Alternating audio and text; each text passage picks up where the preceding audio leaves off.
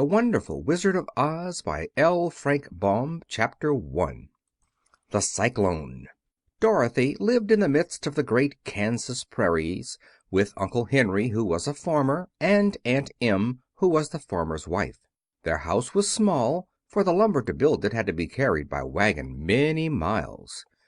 There were 4 walls, a floor, and a roof, which made one room, and this room contained a rusty-looking cook stove, a cupboard for the dishes, a table, 3 or 4 chairs, and the beds. Uncle Henry and Aunt Em had a big bed in one corner, and Dorothy a little bed in another corner. There was no garret at all, and no cellar, except a small hole dug in the ground called a cyclone cellar, where the family could go in case one of those great whirlwinds arose, mighty enough to crush any building in its path. It was reached by a trap door in the middle of the floor, from which a ladder led down into the small dark hole. When Dorothy stood in the doorway and looked around, she could see nothing but the great gray prairie on every side. Not a tree nor a house broke the broad sweep of flat country that reached to the edge of the sky in all directions. The sun had baked the plowed land into a gray mass, with little cracks running through it. Even the grass was not green, for the sun had burned the tops of the long blades until they were the same gray color to be seen everywhere. Once the house had been painted, but the sun blistered the paint and the rains washed it away, and now the house was as dull and gray as everything else. When Aunt Em came there to live, she was a young, pretty wife. The sun and wind had changed her, too. They had taken the sparkle from her eyes and left them a somber gray. They had taken the red from her cheeks and lips, and they were gray also. She was thin and gaunt, and never smiled now. When Dorothy, who was an orphan, first came to her, Aunt Em had been so startled by the child's laughter that she would scream and press her hand upon her heart whenever Dorothy's merry voice reached her ears, and she still looked at the little girl with wonder that she could find anything to laugh at. Uncle Henry never laughed. He worked hard from morning till night, and did not know what joy was. He was gray also, from his long beard to his rough boots, and he looked stern and solemn and rarely spoke. It was Toto that made Dorothy laugh, and saved her from growing as gray as her other surroundings. Toto was not gray. He was a little black dog, with long silky hair and small black eyes that twinkled merrily on either side of his funny wee nose.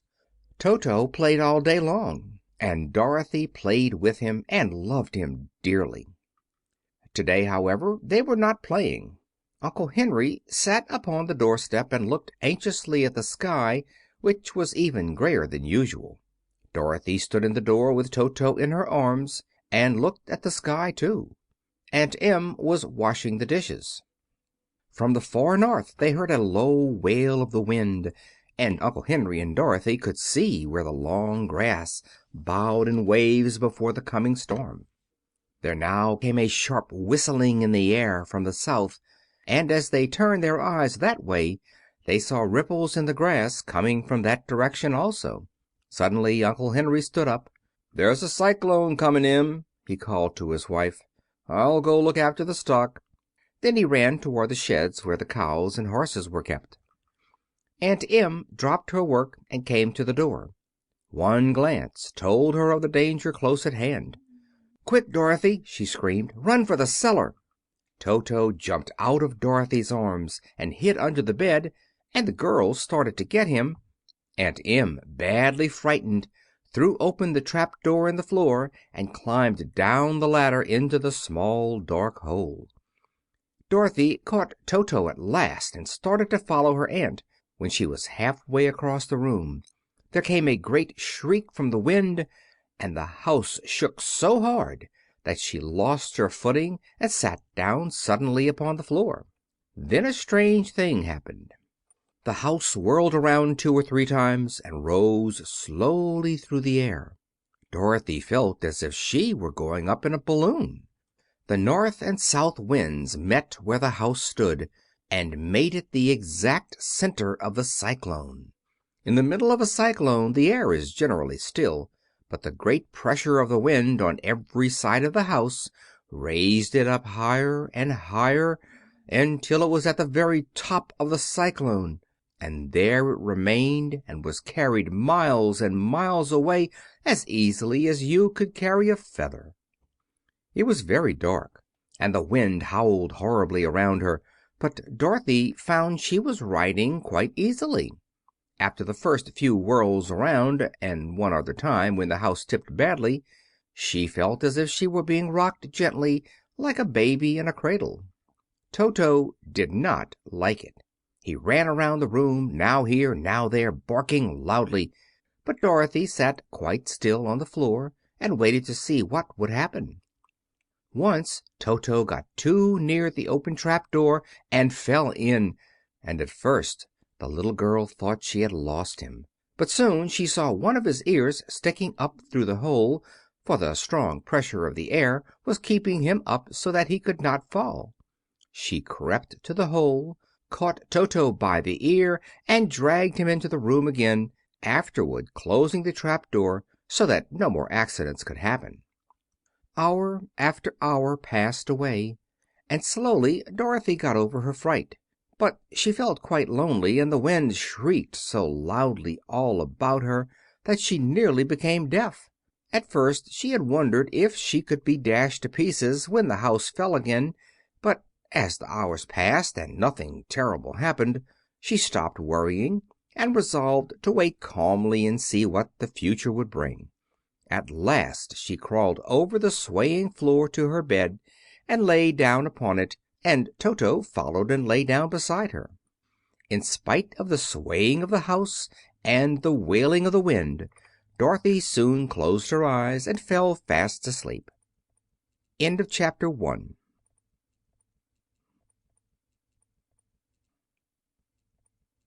Chapter 2 of The Wonderful Wizard of Oz by L. Frank Baum. The Council with the Munchkins. She was awakened by a shock so sudden and severe that if Dorothy had not been lying on the soft bed she might have been hurt.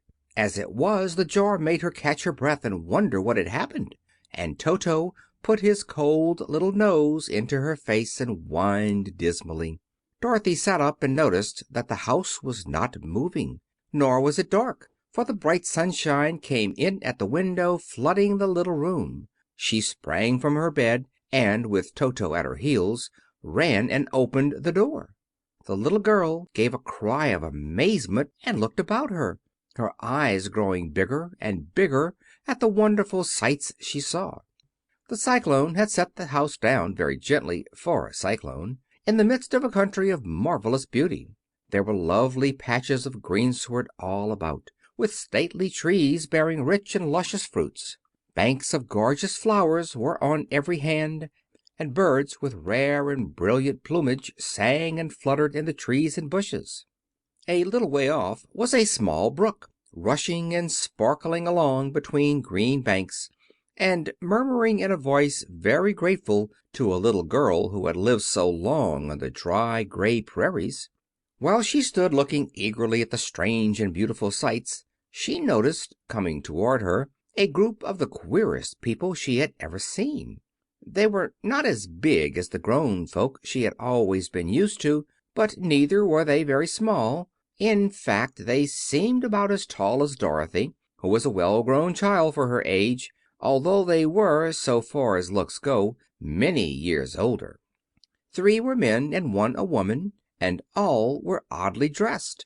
They wore round hats that rose to a small point a foot above their heads, with little bells around the brims that tinkled sweetly as they moved. The hats of the men were blue. The little woman's hat was white, and she wore a white gown that hung in pleats from her shoulders. Over it were sprinkled little stars that glistened in the sun like diamonds. The men were dressed in blue, of the same shade as their hats, and wore well-polished boots with a deep roll of blue at the tops. The men, Dorothy thought, were about as old as Uncle Henry, for 2 of them had beards. But the little woman was doubtless much older. Her face was covered with wrinkles, her hair was nearly white, and she walked rather stiffly. When these people drew near the house where Dorothy was standing in the doorway, they paused and whispered among themselves, as if afraid to come farther. But the little old woman walked up to Dorothy, made a low bow, and said in a sweet voice, "You are welcome, most noble sorceress, to the land of the Munchkins. We are so grateful to you for having killed the Wicked Witch of the East, and for setting our people free from bondage." Dorothy listened to this speech with wonder. What could the little woman possibly mean by calling her a sorceress, and saying she had killed the Wicked Witch of the East? Dorothy was an innocent, harmless little girl who had been carried by a cyclone many miles from home, and she had never killed anything in all her life.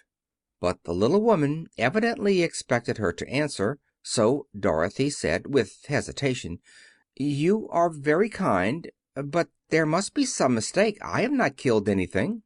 "Your house did, anyway," replied the little old woman with a laugh. "And that is the same thing. See," she continued, pointing to the corner of the house. "There are her 2 feet still sticking out from under a block of wood." Dorothy looked and gave a little cry of fright.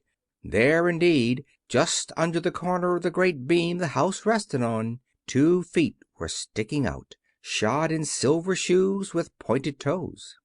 "Oh dear! Oh dear!" cried Dorothy, clasping her hands together in dismay. "The house must have fallen on her. Whatever shall we do?" "There is nothing to be done," said the little woman calmly. "But who was she?" asked Dorothy. "She was the Wicked Witch of the East, as I said," answered the little woman. "She has held all the Munchkins in bondage for many years, making them slave for her night and day. Now they are all free, and are grateful to you for the favor." "Who are the Munchkins?" inquired Dorothy. "They are the people who live in this land of the East, where the Wicked Witch ruled." "Are you a Munchkin?" asked Dorothy. "No, but I am their friend, although I live in the land of the North. When they saw the Witch of the East was dead, the Munchkins sent a swift messenger to me, and I came at once. I am the Witch of the North." "Oh, gracious!" cried Dorothy. "Are you a real witch?" "Yes, indeed," answered the little woman. "But I am a good witch, and the people love me. I am not so powerful as the Wicked Witch was who ruled here, or I should have set the people free myself." "But I thought all witches were wicked," said the girl, who was half frightened at facing a real witch. "Oh, no, that is a great mistake. There were only 4 witches in all the land of Oz, and 2 of them, those who live in the North and the South, are good witches. I know this is true, for I am one of them myself, and cannot be mistaken. Those who dwelt in the East and the West were indeed wicked witches, but now that you have killed one of them, there is but one Wicked Witch in all the land of Oz, the one who lives in the West." "But," said Dorothy, with a moment's thought, "Aunt Em has told me that the witches were all dead, years and years ago." "Who is Aunt Em?" inquired the little old woman. "She is my aunt, who lives in Kansas, where I come from." The Witch of the North seemed to think for a time, with her head bowed and her eyes upon the ground. Then she looked up and said, "I do not know where Kansas is, for I have never heard that country mentioned before. But tell me, is it a civilized country?" "Oh, yes," replied Dorothy. "Then that accounts for it. In the civilized countries I believe there are no witches left, nor wizards, nor sorceresses, nor magicians. But you see the Land of Oz has never been civilized, for we are cut off from all the rest of the world. Therefore we still have witches and wizards amongst us." "Who are the wizards?" asked Dorothy. "Oz himself is the great wizard," answered the witch, sinking her voice to a whisper. "He is more powerful than all the rest of us together. He lives in the City of Emeralds." Dorothy was going to ask another question, but just then the Munchkins, who had been standing silently by, gave a loud shout and pointed to the corner of the house where the Wicked Witch had been lying. "What is it?" asked the little old woman, and looked and began to laugh. The feet of the dead witch had disappeared entirely, and nothing was left but the silver shoes. "She was so old," explained the Witch of the North, "that she dried up quickly in the sun. That is the end of her. But the silver shoes are yours, and you shall have them to wear." She reached down and picked up the shoes, and after shaking the dust out of them, handed them to Dorothy. "The Witch of the East was proud of those silver shoes," said one of the Munchkins, "and there is some charm connected with them, but what it is we never knew." Dorothy carried the shoes into the house and placed them on the table. Then she came out again to the Munchkins and said, "I am anxious to get back to my aunt and uncle, for I am sure they will worry about me. Can you help me find my way?" The Munchkins and the Witch first looked at one another, and then at Dorothy, and then shook their heads. "At the East, not far from here," said one, "there is a great desert, and no one could live to cross it." "It is the same at the South," said another, "for I have been there and seen it. The South is the country of the Quadlings." "I am told," said the third man, "that it is the same at the West, and that country where the Winkies live is ruled by the Wicked Witch of the West, who would make you her slave if you passed her way." "The North is my home," said the old lady, "and at its edge is the same great desert that surrounds this Land of Oz. I'm afraid, my dear, you will have to live with us." Dorothy began to sob at this, for she felt lonely among all these strange people. Her tears seemed to grieve the kind-hearted Munchkins, for they immediately took out their handkerchiefs and began to weep also. As for the little old woman, she took off her cap and balanced the point on the end of her nose while she counted 1, 2, 3 in a solemn voice. At once the cap changed to a slate, on which was written in big white chalk marks, "Let Dorothy go to the City of Emeralds." The little old woman took the slate from her nose, and having read the words on it, asked, "Is your name Dorothy, my dear?" "Yes," answered the child, looking up and drying her tears. "Then you must go to the City of Emeralds. Perhaps Oz will help you." "Where is this city?" asked Dorothy. "It is exactly in the center of the country, and is ruled by Oz, the great Wizard I told you of." "Is he a good man?" inquired the girl anxiously. "He is a good Wizard. Whether he is a man or not I cannot tell you, for I have never seen him." "How can I get there?" asked Dorothy. "You must walk. It is a long journey, through a country that is sometimes pleasant and sometimes dark and terrible. However, I will use all the magic arts I know of to keep you from harm." "Won't you go with me?" pleaded the girl, who had begun to look upon the little old woman as her only friend. "No, I cannot do that," she replied; "but I will give you my kiss, and no one will dare injure a person who has been kissed by the Witch of the North." She came close to Dorothy and kissed her gently on the forehead. Where her lips touched the girl they left a round, shining mark, as Dorothy found out soon after. "The road to the City of Emeralds is paved with yellow brick," said the Witch, "so you cannot miss it. When you get to Oz, do not be afraid of him, but tell your story and ask him to help you. Goodbye, my dear." The three Munchkins bowed low to her and wished her a pleasant journey, after which they walked away through the trees.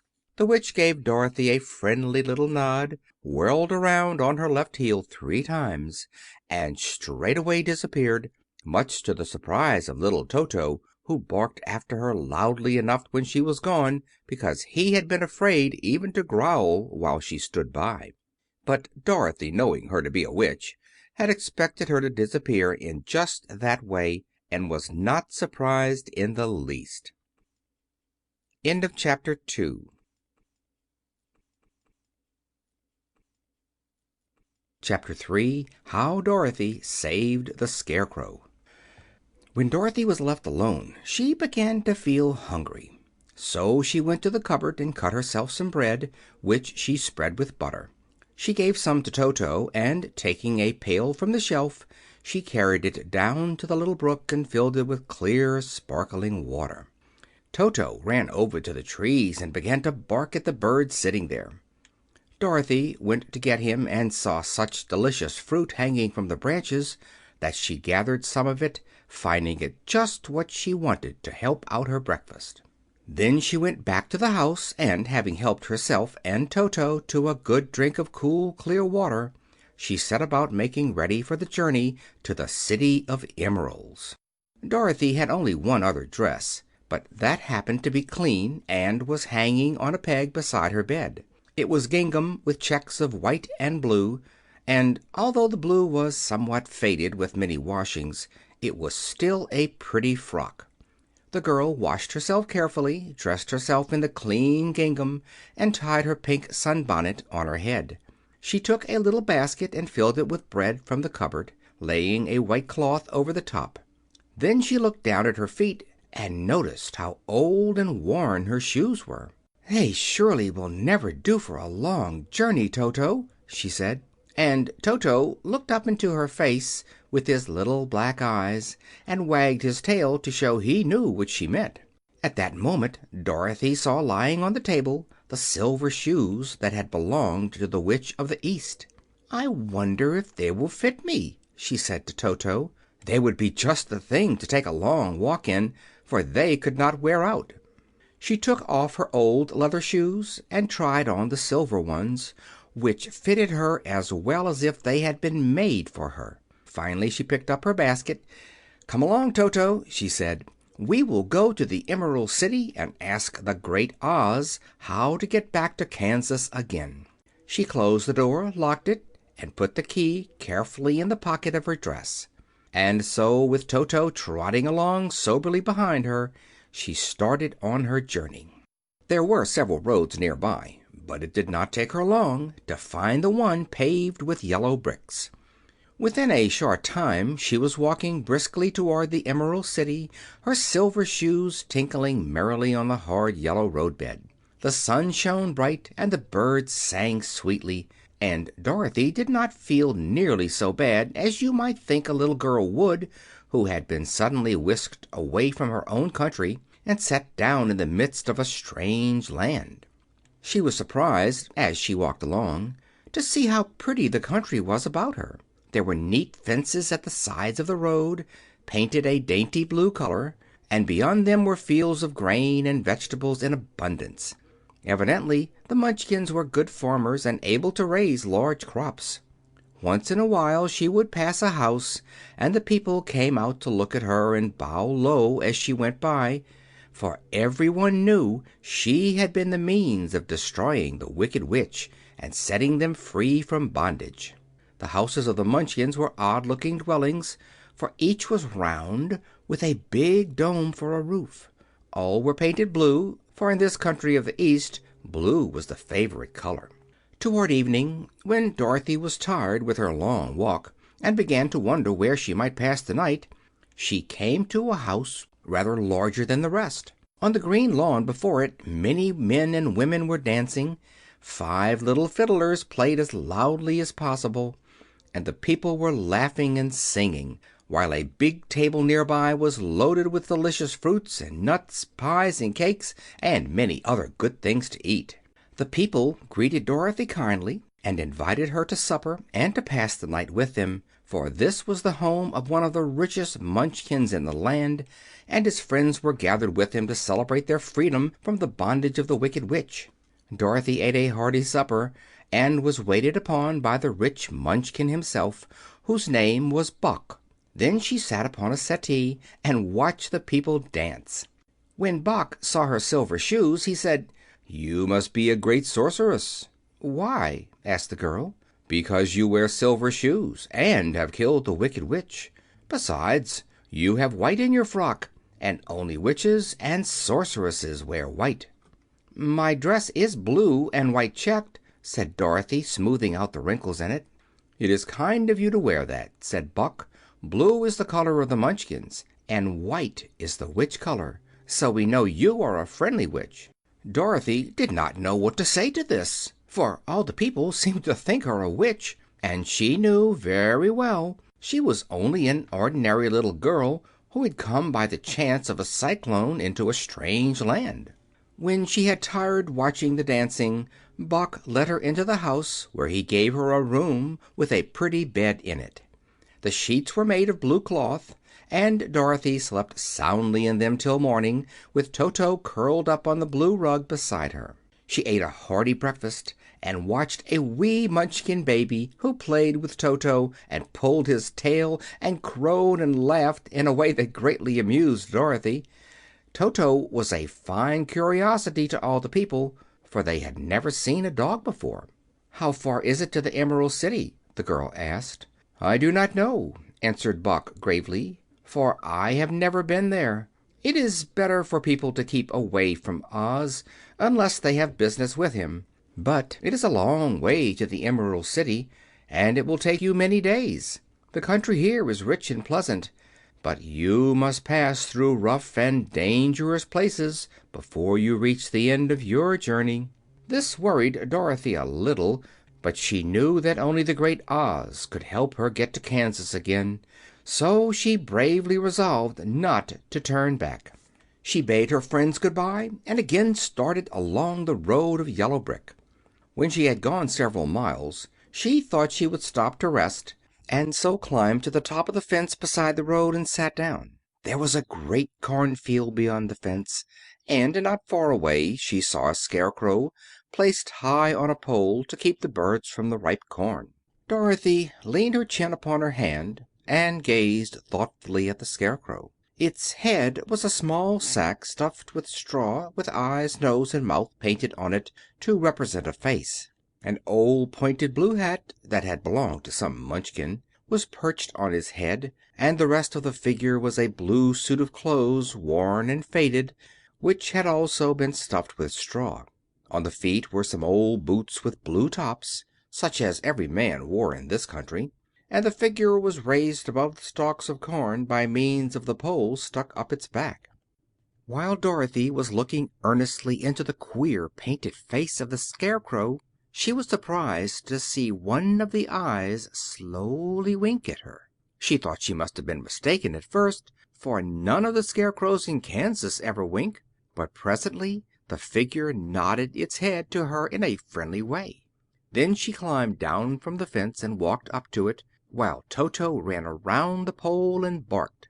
"Good day," said the scarecrow in a rather husky voice. "Did you speak?" asked the girl in wonder. "Certainly," answered the scarecrow. "How do you do?" "I'm pretty well, thank you," replied Dorothy politely. "How do you do?" "I'm not feeling well," said the scarecrow with a smile, "for it is very tedious being perched up here night and day to scare away crows." "Can't you get down?" asked Dorothy. "No, for this pole is stuck up my back. If you will please take away the pole I shall be greatly obliged to you." Dorothy reached up both arms and lifted the figure off the pole, for being stuffed with straw it was quite light. "Thank you very much," said the scarecrow, when he had been set down on the ground. "I feel like a new man." Dorothy was puzzled at this, for it sounded queer to hear a stuffed man speak and to see him bow and walk along beside her. "Who are you?" asked the scarecrow, when he had stretched himself and yawned, "and where are you going?" "My name is Dorothy," said the girl, "and I am going to the Emerald City to ask the Great Oz to send me back to Kansas." "Where is the Emerald City?" he inquired, "and who is Oz?" "Why, don't you know?" she returned in surprise. "No, indeed, I don't know anything. You see, I am stuffed, so I have no brains at all," he answered sadly. "Oh," said Dorothy, "I'm awfully sorry for you. Do you think," he asked, "if I go to the Emerald City with you, that Oz would give me some brains?" "I cannot tell," she returned, "but you may come with me if you like. If Oz will not give you any brains, you will be no worse off than you are now." "That is true," said the Scarecrow. "You see," he continued confidentially, "I don't mind my legs and arms and body being stuffed, because I cannot get hurt. If anyone treads on my toes or sticks a pin into me, it doesn't matter, for I can't feel it. But I do not want people to call me a fool, and if my head stays stuffed with straw instead of with brains, as yours is, How am I ever to know anything?" "I understand how you feel," said the little girl, who was truly sorry for him. "If you will come with me I'll ask Oz to do all he can for you." "Thank you," he answered gratefully. They walked back to the road. Dorothy helped him over the fence, and they started along the path of yellow brick for the Emerald City. Toto did not like this addition to the party at first. He smelled around the stuffed man as if he suspected there might be a nest of rats in the straw, and he often growled in an unfriendly way at the Scarecrow. "Don't mind Toto," said Dorothy to her new friend. "He never bites." "Oh, I'm not afraid," replied the Scarecrow. "He can't hurt the straw. Do let me carry that basket for you. I shall not mind it, for I can't get tired. I'll tell you a secret," he continued, as he walked along. "There is only one thing in the world I am afraid of." "What is that?" asked Dorothy. "The Munchkin farmer who made you?" "No," answered the Scarecrow. "It is a lighted match." End of chapter 3.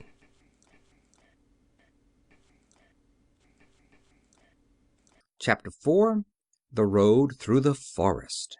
After a few hours the road began to be rough, and the walking grew so difficult that the Scarecrow often stumbled over the yellow bricks, which were here very uneven. Sometimes, indeed, they were broken or missing altogether, leaving holes that Toto jumped across and Dorothy walked around. As for the Scarecrow, having no brains, he walked straight ahead and so stepped into the holes and fell at full length on the hard bricks. It never hurt him, however, and Dorothy would pick him up and set him upon his feet again, while he joined her in laughing merrily at his own mishap. The farms were not nearly so well cared for here as they were farther back. There were fewer houses and fewer fruit trees, and the farther they went the more dismal and lonesome the country became.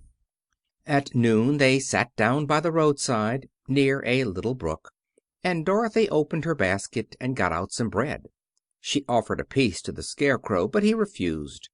"I am never hungry," he said, "and it is a lucky thing I am not, for my mouth is only painted, and if I should cut a hole in it so I could eat, the straw I am stuffed with would come out, and that would spoil the shape of my head." Dorothy saw at once that this was true, so she only nodded and went on eating her bread. "Tell me something about yourself and the country you came from," said the Scarecrow, when she had finished her dinner. So she told him all about Kansas, and how gray everything was there, and how the cyclone had carried her to this queer land of Oz. The Scarecrow listened carefully and said, "I cannot understand why you should wish to leave this beautiful country and go back to the dry, gray place you call Kansas." "That is because you have no brains," answered the girl. "No matter how dreary and gray our homes are, we people of flesh and blood would rather live there than in any other country, be it ever so beautiful. There is no place like home." The Scarecrow sighed. "Of course I cannot understand it," he said. "If your heads were stuffed with straw, like mine, you would probably all live in the beautiful places, and then Kansas would have no people at all. It is fortunate for Kansas that you have brains." "Won't you tell me a story while we are resting?" asked the child. The Scarecrow looked at her reproachfully and answered, "My life has been so short that I really know nothing whatever. I was only made day before yesterday. What happened in the world before that time is all unknown to me. Luckily, when the farmer made my head, one of the first things he did was to paint my ears, so that I heard what was going on. There was another Munchkin with him, and the first thing I heard was the farmer saying, 'How do you like those ears?' 'They aren't straight,' answered the other. 'Never mind,' said the farmer, 'they are ears just the same,' which was true enough. 'Now I'll make the eyes,' said the farmer. So he painted my right eye, and as soon as it was finished I found myself looking at him and everything around me with a great deal of curiosity, for this was my first glimpse of the world. 'That's a rather pretty eye,' remarked the Munchkin, who was watching the farmer. "Blue paint is just the color for eyes." "I think I'll make the other a little bigger," said the farmer, and when the second eye was done I could see much better than before. Then he made my nose and my mouth. But I did not speak, because at that time I didn't know what a mouth was for. I had the fun of watching them make my body and my arms and legs, and when they fastened on my head at last I felt very proud, for I thought I was just as good a man as anyone. "This fellow will scare the crows fast enough," said the farmer. "He looks just like a man." "Why, he is a man," said the other, and I quite agreed with him. The farmer carried me under his arm to the cornfield and set me up on a tall stick, where you found me. He and his friend soon after walked away and left me alone. I did not like to be deserted this way, so I tried to walk after them, but my feet would not touch the ground, and I was forced to stay on that pole. It was a lonely life to lead, for I had nothing to think of, having been made such a little while before. Many crows and other birds flew into the cornfield, but as soon as they saw me they flew away again, thinking I was a Munchkin, and this pleased me and made me feel that I was quite an important person. By and by an old crow flew near me, and after looking at me carefully he perched on my shoulder and said, "I wonder if that farmer thought to fool me in this clumsy manner? Any crow of sense could see that you were only stuffed with straw." Then he hopped down at my feet and ate all the corn he wanted.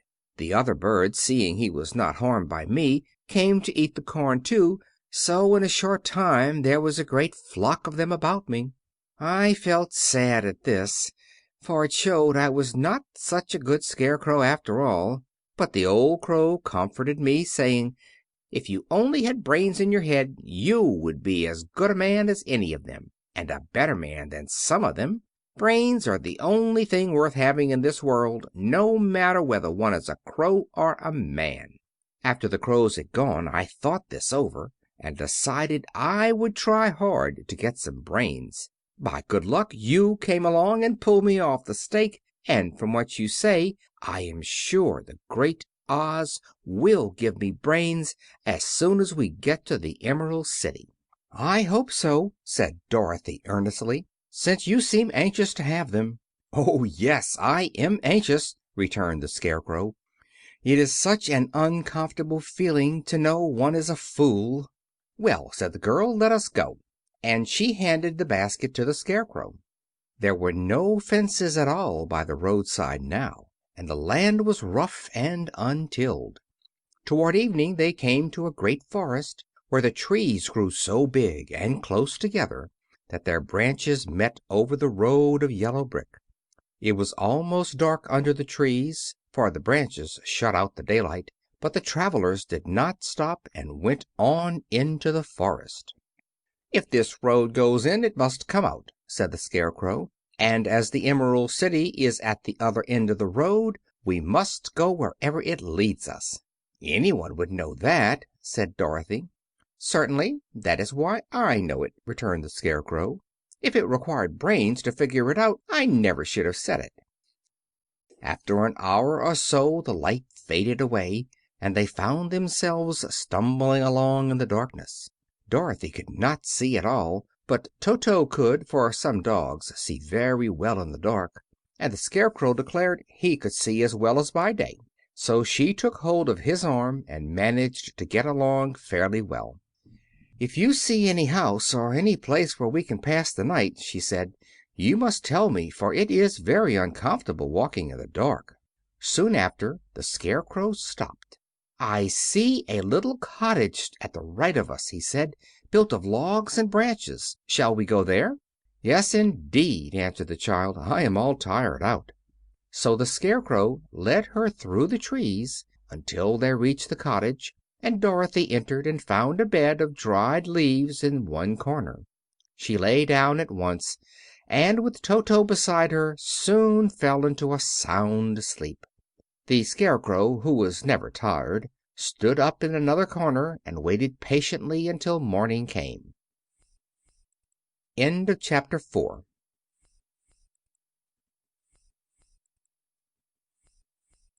Chapter 5. The Rescue of the Tin Woodman. When Dorothy awoke the sun was shining through the trees, and Toto had long been out chasing birds around him and squirrels. She sat up and looked around her. Scarecrow still standing patiently in his corner, waiting for her. "We must go and search for water," she said to him.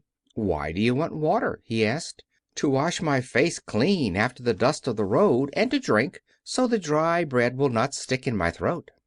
"It must be inconvenient to be made of flesh," said the Scarecrow thoughtfully, "for you must sleep and eat and drink. However, you have brains, and it is worth a lot of bother to be able to think properly." They left the cottage and walked through the trees until they found a little spring of clear water, where Dorothy drank and bathed and ate her breakfast. She saw there was not much bread left in the basket, and the girl was thankful the Scarecrow did not have to eat anything, for there was scarcely enough for herself and Toto for the day. When she had finished her meal and was about to go back to the road of yellow brick, she was startled to hear a deep groan near by. "What was that?" she asked timidly. "I cannot imagine," replied the Scarecrow, "but we can go and see." Just then another groan reached their ears, and the sound seemed to come from behind them. They turned and walked through the forest a few steps, when Dorothy discovered something shining in a ray of sunshine that fell between the trees.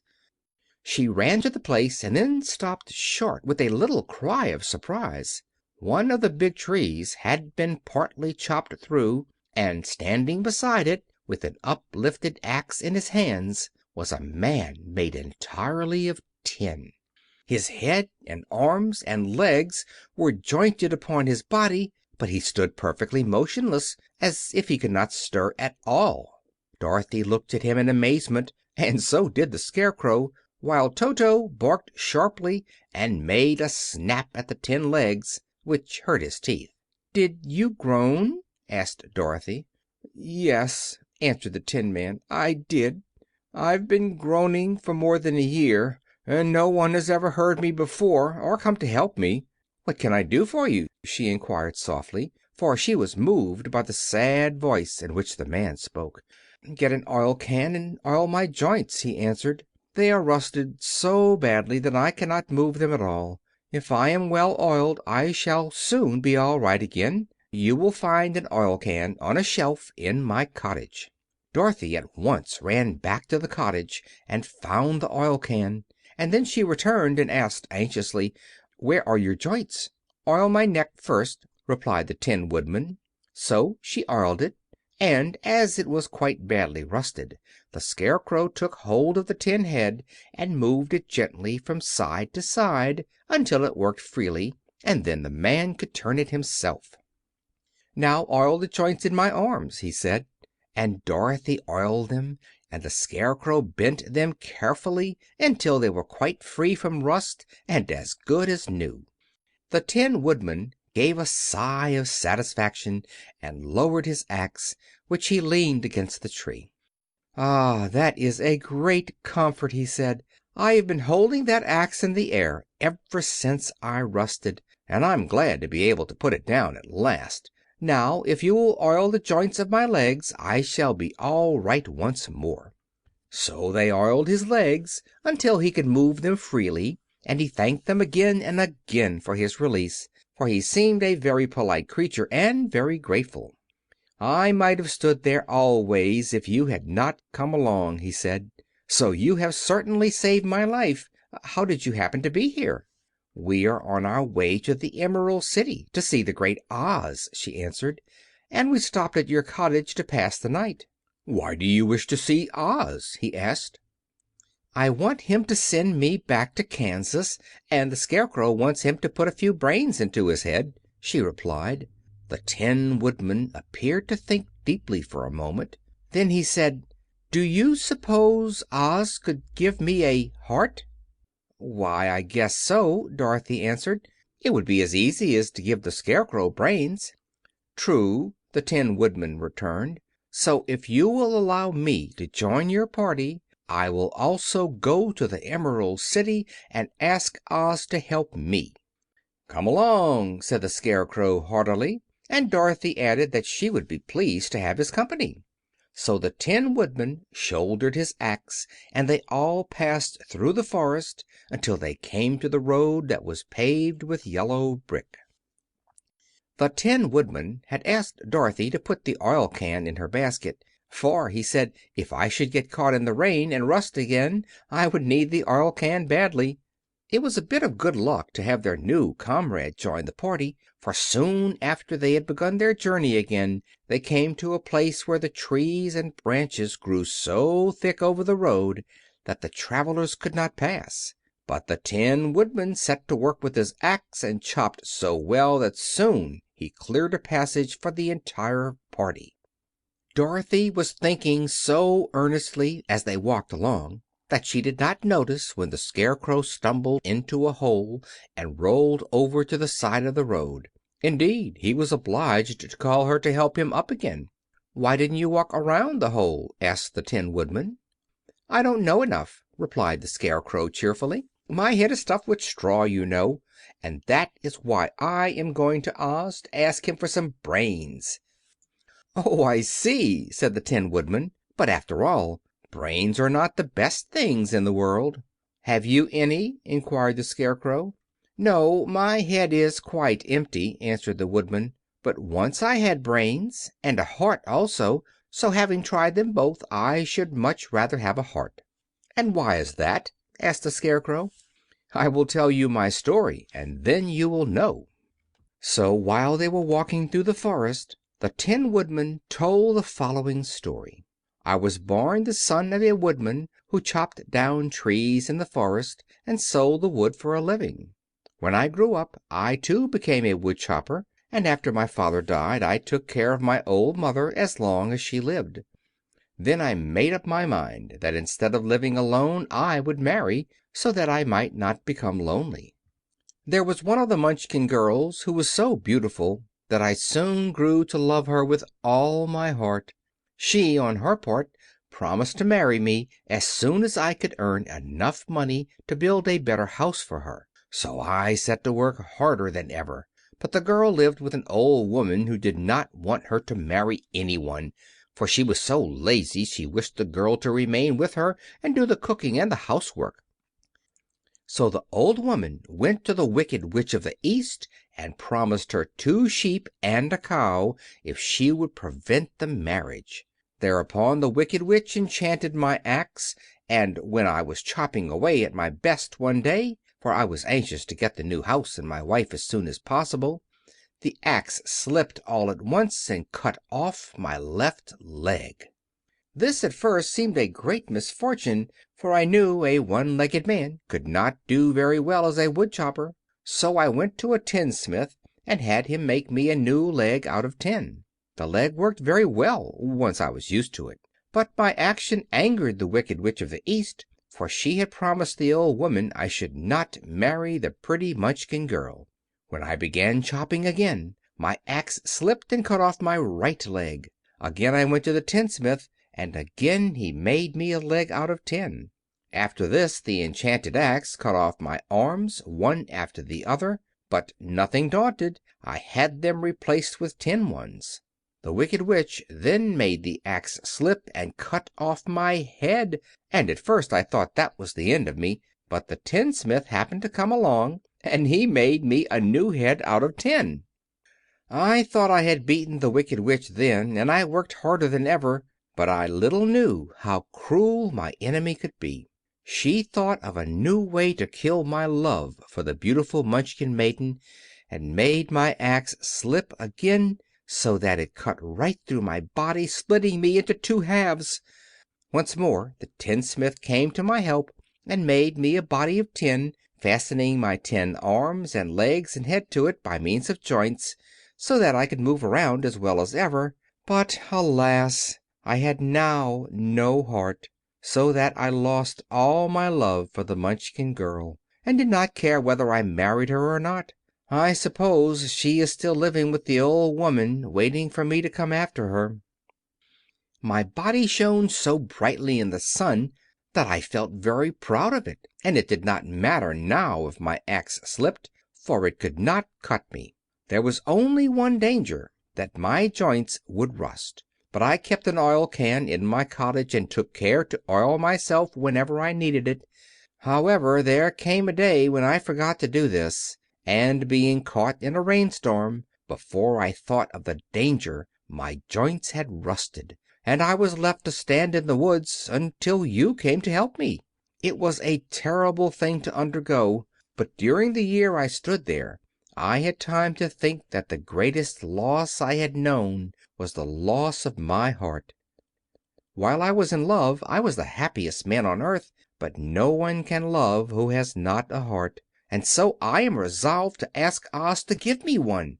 If he does, I will go back to the Munchkin maiden and marry her." Both Dorothy and the Scarecrow had been greatly interested in the story of the Tin Woodman, and now they knew why he was so anxious to get a new heart. "All the same," said the Scarecrow, "I shall ask for brains instead of a heart, for a fool would not know what to do with a heart if he had one." "I shall take the heart," returned the Tin Woodman, "for brains do not make one happy, and happiness is the best thing in the world." Dorothy did not say anything, for she was puzzled to know which of her two friends was right, and she decided if she could only get back to Kansas and Aunt Em, it did not matter so much whether the Woodman had no brains and the Scarecrow no heart, or each got what he wanted. What worried her most was that the bread was nearly gone, and another meal for herself and Toto would empty the basket. To be sure, neither the Woodman nor the Scarecrow ever ate anything, but she was not made of tin or straw, and could not live unless she was fed.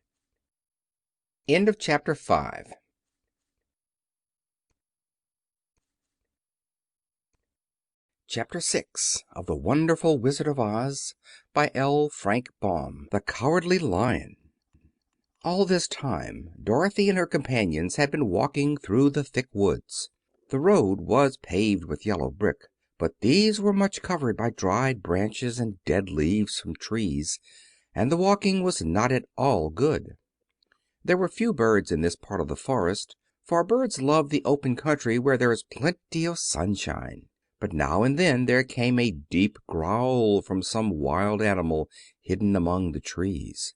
These sounds made the little girl's heart beat fast, for she did not know what made them. But Toto knew, and he walked close to Dorothy's side and did not even bark in return.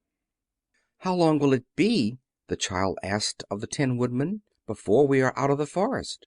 "I cannot tell," was the answer, "for I have never been to the Emerald City. But my father went there once when I was a boy, and he said it was a long journey through a dangerous country, although nearer to the city where Oz dwells.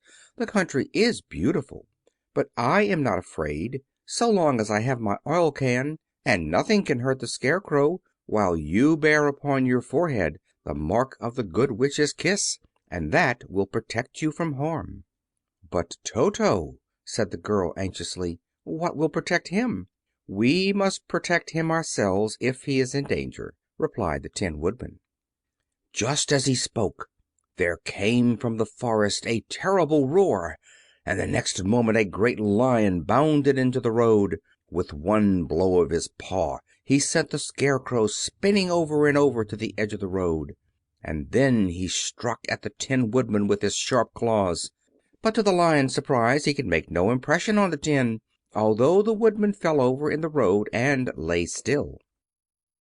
Little Toto, now that he had an enemy to face, ran barking toward the lion, and the great beast had opened his mouth to bite the dog, when Dorothy, fearing Toto would be killed, and heedless of danger, rushed forward and slapped the lion upon his nose as hard as she could, while she cried out, "Don't you dare bite Toto! You ought to be ashamed of yourself, a big beast like you to bite a poor little dog!" "I didn't bite him," said the lion, as he rubbed his nose with his paw where Dorothy had hit it. "No, but you tried to," she retorted. "You are nothing but a big coward." "I know it," said the Lion, hanging his head in shame. "I've always known it. But how can I help it?" I don't know, I'm sure. To think of you striking a stuffed man like the poor Scarecrow!" "Is he stuffed?" asked the Lion in surprise, as he watched her pick up the Scarecrow and set him upon his feet, while she patted him into shape again. "Of course he's stuffed," replied Dorothy, who was still angry. "That's why he went over so easily," remarked the Lion. "It astonished me to see him whirl around so. Is the other one stuffed also?" "No," said Dorothy, "he's made of tin." And she held the Woodman up again. "That's why he nearly blunted my claws," said the Lion. "When they scratched against the tin it made a cold shiver run down my back. What is that little animal you are so tender of?" "He is my dog, Toto," answered Dorothy. "Is he made of tin or stuffed?" asked the Lion. "Neither. He's a meat dog," said the girl. "Oh, he's a curious animal, and seems remarkably small, now that I look at him. No one would think of biting such a little thing, except a coward like me," continued the Lion sadly. "What makes you a coward?" asked Dorothy, looking at the great beast in wonder, for he was as big as a small horse. "It's a mystery," replied the Lion. "I suppose I was born that way. All the other animals in the forest naturally expect me to be brave, for the Lion is everywhere thought to be the king of beasts. I learned that if I roared very loudly every living thing was frightened and got out of my way. Whenever I've met a man I've been awfully scared, but I just roared at him and he has always run away as fast as he could go. If the elephants and the tigers and the bears have ever tried to fight me I should have run myself, I'm such a coward. But just as soon as they hear me roar they all try to get away from me, and of course I let them go." "But that isn't right. The king of beasts shouldn't be a coward," said the Scarecrow. "I know it," returned the Lion, wiping a tear from his eye with the tip of his tail. "It is my great sorrow, and makes my life very unhappy. But whenever there is danger my heart begins to beat fast." "Perhaps you have a heart disease," said the Tin Woodman. "It may be," said the Lion. "If you have," continued the Tin Woodman, "you ought to be glad, for it proves you have a heart. For my part, I have no heart, so I cannot have heart disease." "Perhaps," said the Lion thoughtfully, "if I had no heart I should not be a coward." "Have you brains?" asked the Scarecrow. "I suppose so. I've never looked to see," replied the Lion.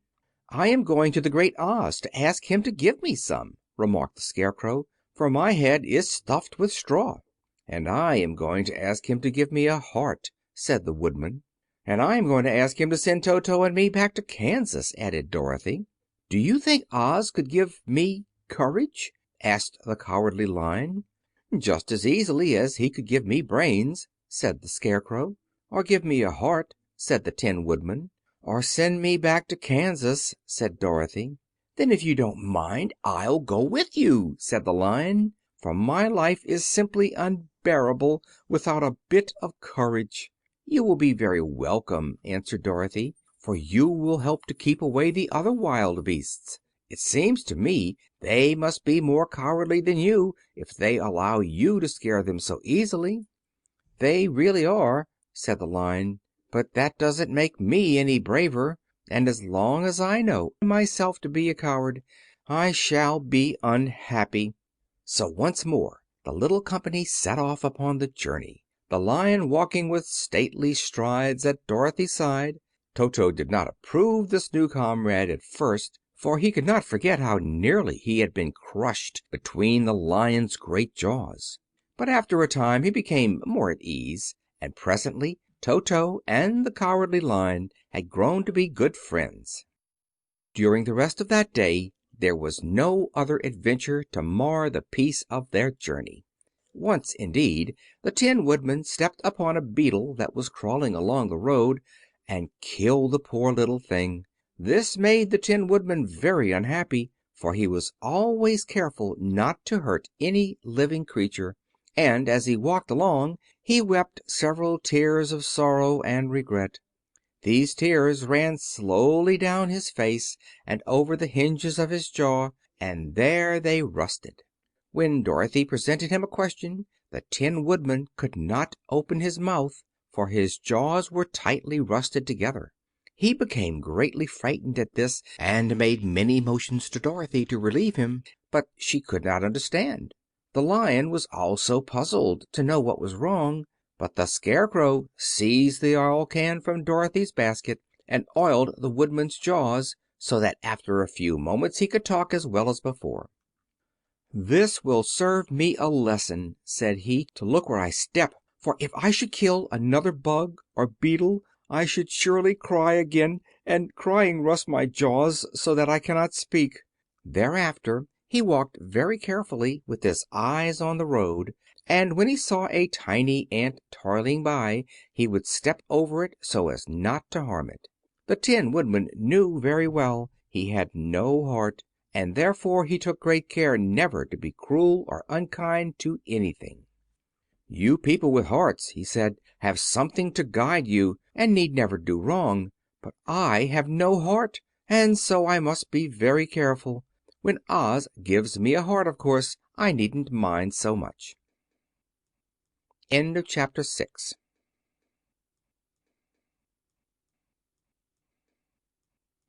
Chapter 7 of The Wonderful Wizard of Oz by L. Frank Baum. The Journey to the Great Oz. They were obliged to camp out that night under a large tree in the forest, for there were no houses near. The tree made a good thick covering to protect them from the dew, and the Tin Woodman chopped a great pile of wood with his axe, and Dorothy built a splendid fire that warmed her and made her feel less lonely.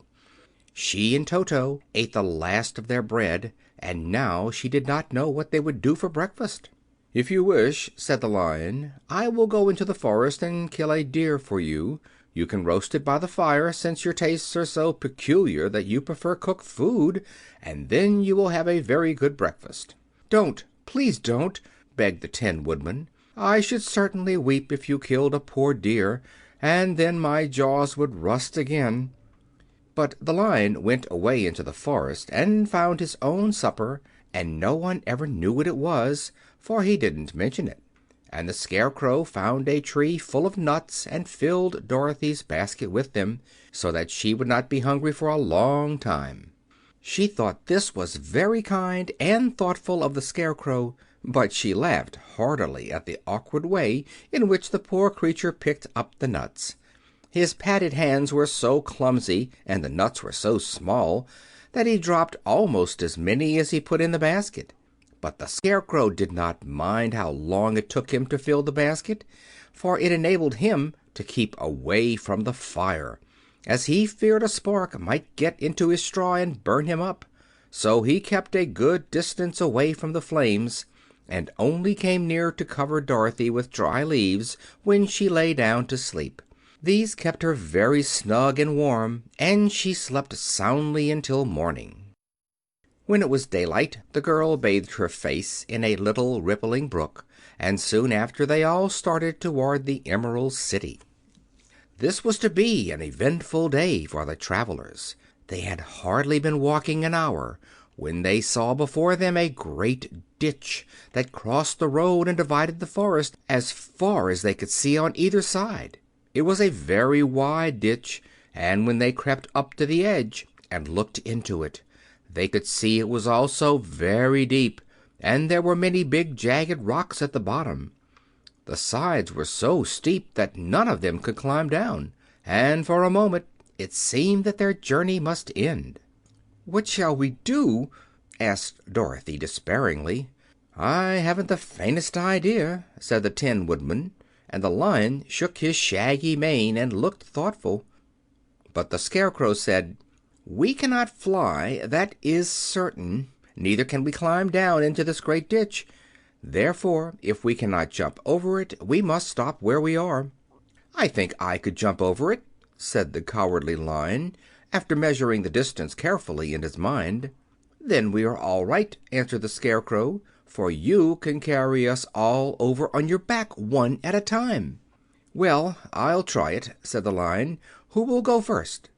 "I will," declared the Scarecrow, "for if you found that you could not jump over the gulf, Dorothy would be killed or the Tin Woodman badly dented on the rocks below. But if I am on your back it will not matter so much, for the fall would not hurt me at all." "I am terribly afraid of falling myself," said the Cowardly Lion, "but I suppose there is nothing to do but try it. So get on my back and we will make the attempt." The Scarecrow sat upon the Lion's back, and the big beast walked to the edge of the gulf and crouched down. "Why don't you run and jump?" asked the Scarecrow. "Because that isn't the way we Lions do things," he replied. Then, giving a great spring, he shot through the air and landed safely on the other side. They were all greatly pleased to see how easily he did it, and after the Scarecrow had got down from his back, the Lion sprang across the ditch again. Dorothy thought she would go next, so she took Toto in her arms and climbed on the Lion's back, holding tightly to his mane with one hand. The next moment it seemed as if she were flying through the air, and then, before she had time to think about it, she was safe on the other side. The Lion went back a third time and got the Tin Woodman, and then they all sat down for a few moments to give the beast a chance to rest, for his great leaps had made his breath short, and he panted like a big dog that has been running too long. They found the forest very thick on this side, and it looked dark and gloomy. After the Lion had rested, they started along the road of yellow brick, silently wondering, each in his own mind, if ever they would come to the end of the woods and reach the bright sunshine again. To add to their discomfort, they soon heard strange noises in the depths of the forest, and the Lion whispered to them that it was in this part of the country that the Kalidahs lived. "What are the Kalidahs?" asked the girl. "They are monstrous beasts with bodies like bears and heads like tigers," replied the Lion, "and with claws so long and sharp that they could tear me in two as easily as I could kill Toto. I'm terribly afraid of the Kalidahs." "I'm not surprised that you are," returned Dorothy. "They must be dreadful beasts." The Lion was about to reply when suddenly they came to another gulf across the road. But this one was so broad and deep that the Lion knew at once he could not leap across it. So they sat down to consider what they should do, and after serious thought the Scarecrow said, "Here is a great tree standing close to the ditch. If the Tin Woodman can chop it down so that it will fall to the other side, we can walk across it easily." "That is a first-rate idea," said the Lion. "One would almost suspect you had brains in your head instead of straw." The Woodman set to work at once, and so sharp was his axe that the tree was soon chopped nearly through. Then the Lion put his strong front legs against the tree and pushed with all his might, and slowly the big tree tipped and fell with a crash across the ditch, with its top branches on the other side. They had just started to cross this queer bridge when a sharp growl made them all look up, and to their horror they saw running toward them two great beasts with bodies like bears and heads like tigers. "They are the Kalidahs," said the Cowardly Lion, beginning to tremble. "Quick!" cried the Scarecrow, "let us cross over." So Dorothy went first, holding Toto in her arms. The Tin Woodman followed, and the Scarecrow came next. The Lion, although he was certainly afraid, turned to face the Kalidahs, and then he gave so loud and terrible a roar that Dorothy screamed, and the Scarecrow fell over backward, while even the fierce beasts stopped short and looked at him in surprise. But seeing they were bigger than the Lion, and remembering that there were two of them and only one of him, the Kalidahs again rushed forward, and the Lion crossed over the tree and turned to see what they would do next. Without stopping an instant, the fierce beasts also began to cross the tree, and the Lion said to Dorothy, "We are lost, for they will surely tear us to pieces with their sharp claws. But stand close behind me, and I will fight them as long as I am alive." "Wait a minute!" called the Scarecrow. He had been thinking what was best to be done, and now he asked the Woodman to chop away the end of the tree that rested on their side of the ditch. The Tin Woodman began to use his axe at once, and just as the two Kalidahs were nearly across, the tree fell with a crash into the gulf, carrying the ugly, snarling brutes with it, and both were dashed to pieces on the sharp rocks at the bottom. "Well," said the Cowardly Lion, drawing a long breath of relief, "I see we are going to live a little while longer, and I am glad of it, for it must be a very uncomfortable thing not to be alive. Those creatures frightened me so badly that my heart is beating yet." "Ah," said the Tin Woodman sadly, "I wish I had a heart to beat."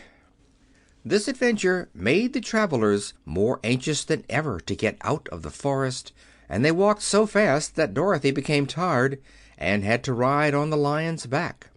To their great joy, the trees became thinner the farther they advanced, and in the afternoon they suddenly came upon a broad river flowing swiftly just before them. On the other side of the water they could see the road of yellow brick running through a beautiful country, with green meadows dotted with bright flowers, and all the road bordered with trees hanging full of delicious fruits. They were greatly pleased to see this delightful country before them. "How shall we cross the river?" asked Dorothy. "That is easily done," replied the Scarecrow. "The Tin Woodman must build us a raft so we can float to the other side." So the Woodman took his axe and began to chop down small trees to make a raft, and while he was busy at this the Scarecrow found on the river bank a tree full of fine fruit. This pleased Dorothy, who had eaten nothing but nuts all day, and she made a hearty meal of the ripe fruit. But it takes time to make a raft, even when one is as industrious and untiring as the Tin Woodman, and when night came the work was not done. So they found a cozy place under the trees, where they slept well until the morning, and Dorothy dreamed of the Emerald City and of the Good Wizard of Oz, who would soon send her back to her own home again. End of chapter 7.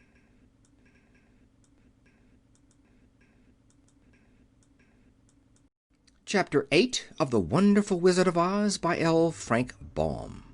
The Deadly Poppy Field. Our little party of travelers awakened the next morning refreshed and full of hope, and Dorothy breakfasted like a princess off peaches and plums from the trees beside the river. Behind them was the dark forest they had passed safely through, although they had suffered many discouragements. But before them was a lovely sunny country that seemed to beckon them on to the Emerald City. To be sure, the broad river now cut them off from this beautiful land, but the raft was nearly done, and after the Tin Woodman had cut a few more logs and fastened them together with wooden pins, they were ready to start. Dorothy sat down in the middle of the raft and held Toto in her arms. When the Cowardly Lion stepped upon the raft it tipped badly, for he was big and heavy, but the Scarecrow and the Tin Woodman stood upon the other end to steady it, and they had long poles in their hands to push the raft through the water. They got along quite well at first, but when they reached the middle of the river the swift current swept the raft downstream farther and farther away from the road of yellow brick, and the water grew so deep that the long poles would not touch the bottom. "This is bad," said the Tin Woodman, "for if we cannot get to the land we shall be carried into the country of the Wicked Witch of the West, and she will enchant us and make us her slaves." "And then I should get no brains," said the Scarecrow. "And I should get no courage," said the Cowardly Lion. "And I should get no heart," said the Tin Woodman. "And I should never get back to Kansas," said Dorothy. "We must certainly get to the Emerald City if we can," the Scarecrow continued, and he pushed so hard on his long pole that it stuck fast in the mud at the bottom of the river. Then, before he could pull it out again or let go, the raft was swept away, and the poor Scarecrow left clinging to the pole in the middle of the river. "Goodbye," he called after them, and they were very sorry to leave him. Indeed, the Tin Woodman began to cry, but fortunately remembered that he might rust, and so dried his tears on Dorothy's apron. Of course, this was a bad thing for the Scarecrow. "I am now worse off than when I first met Dorothy," he thought. "Then I was stuck on a pole in a cornfield, where I could make believe scare the crows at any rate. But surely there is no use for a Scarecrow stuck on a pole in the middle of a river. I am afraid I shall never have any brains after all." Down the stream the raft floated, and the poor Scarecrow was left far behind. Then the Lion said, "Something must be done to save us. I think I can swim to the shore and pull the raft after me, if you will only hold fast to the tip of my tail." So he sprang into the water, and the Tin Woodman caught fast hold of his tail. Then the Lion began to swim with all his might toward the shore. It was hard work, although he was so big, but by and by they were drawn out of the current, and then Dorothy took the Tin Woodman's long pole and helped push the raft to the land. They were all tired out when they reached the shore at last, and stepped off upon the pretty green grass, and they also knew that the stream had carried them a long way past the road of yellow brick that led to the Emerald City. "What shall we do now?" asked the Tin Woodman, as the Lion lay down on the grass to let the sun dry him.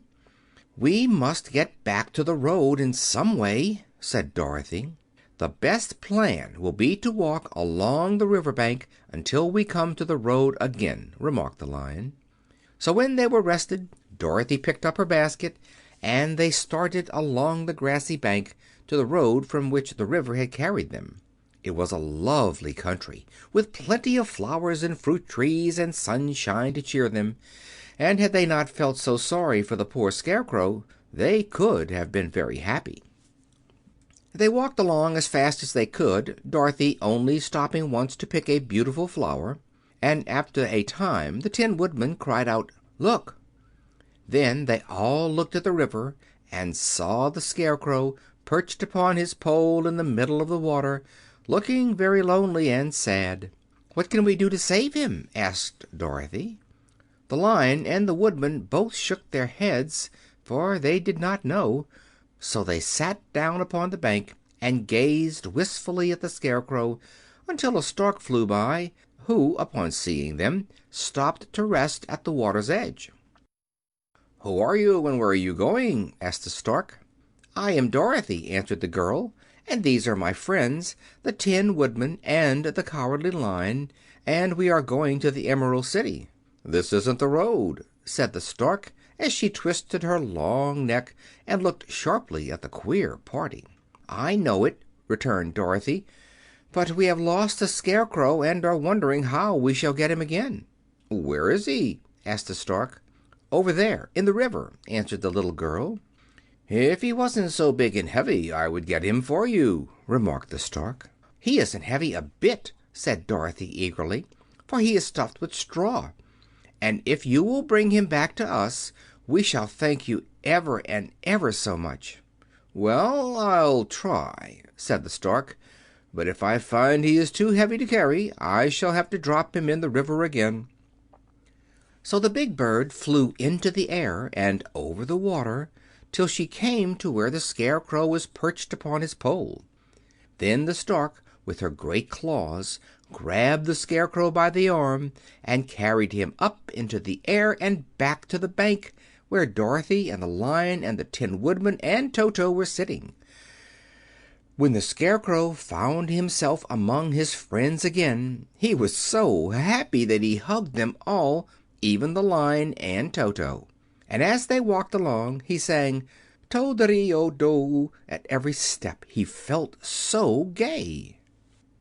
"I was afraid I should have to stay in that river forever," he said, "but the kind Stork saved me, and if I ever get any brains I shall find the Stork again and do her some kindness in return." "That's all right," said the Stork, who was flying along beside them. I always like to help anyone in trouble. But I must go now, for my babies are waiting in the nest for me. I hope you will find the Emerald City, and that Oz will help you." "Thank you," replied Dorothy, and then the kind Stork flew into the air and was soon out of sight. They walked along, listening to the singing of the brightly colored birds, and looking at the lovely flowers, which now became so thick that the ground was carpeted with them. There were big yellow and white and blue and purple blossoms, beside great clusters of scarlet poppies, which were so brilliant in color they almost dazzled Dorothy's eyes. "Aren't they beautiful?" the girl asked, as she breathed in the spicy scent of the bright flowers. "I suppose so," answered the Scarecrow. "When I have brains I shall probably like them better." "If I only had a heart I should love them," added the Tin Woodman. "I always did like flowers," said the Lion. "They seem so helpless and frail, but there are none in the forest so bright as these." They now came upon more and more of the big scarlet poppies, and fewer of the other flowers, and soon they found themselves in the midst of a great meadow of poppies. Now, it is well known that when there are many of these flowers together, their odor is so powerful that anyone who breathes it falls asleep. And if the sleeper is not carried away from the scent of the flowers, he sleeps on and on forever. But Dorothy did not know this, nor could she get away from the bright red flowers that were everywhere about. So presently her eyes grew heavy, and she felt she must sit down to rest and to sleep. But the Tin Woodman would not let her do this. "We must hurry and get back to the road of yellow brick before dark," he said, and the Scarecrow agreed with him. So they kept walking until Dorothy could stand no longer. Her eyes closed in spite of herself, and she forgot where she was and fell among the poppies fast asleep. "What shall we do?" asked the Tin Woodman. "If we leave her here she will die," said the Lion. "The smell of the flowers is killing us all. I myself can scarcely keep my eyes open, and the dog is asleep already."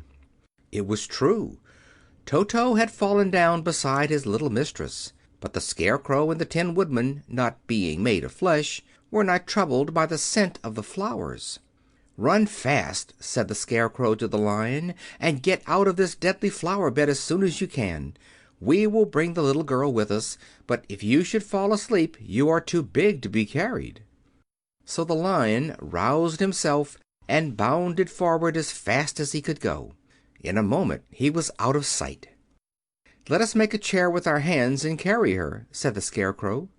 So they picked up Toto and put the dog in Dorothy's lap, and then they made a chair with their hands for the seat and their arms for the arms, and carried the sleeping girl between them through the flowers. On and on they walked, and it seemed that the great carpet of deadly flowers that surrounded them would never end. They followed the bend of the river, and at last came upon their friend the Lion, lying fast asleep among the poppies. The flowers had been too strong for the huge beast, and he had given up at last, and fallen only a short distance from the end of the poppy bed, where the sweet grass spread in beautiful green fields before them. "We can do nothing for him," said the Tin Woodman sadly, "for he is much too heavy to lift. We must leave him here to sleep on forever, and perhaps he will dream that he has found courage at last." "I'm sorry," said the Scarecrow. "The Lion was a very good comrade for one so cowardly. But let us go on." They carried the sleeping girl to a pretty spot beside the river, far enough from the poppy field to prevent her breathing any more of the poison of the flowers, and here they laid her gently on the soft grass and waited for the fresh breeze to waken her. End of Chapter 8.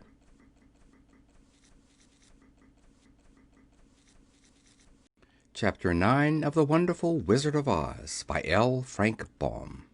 The Queen of the Field Mice.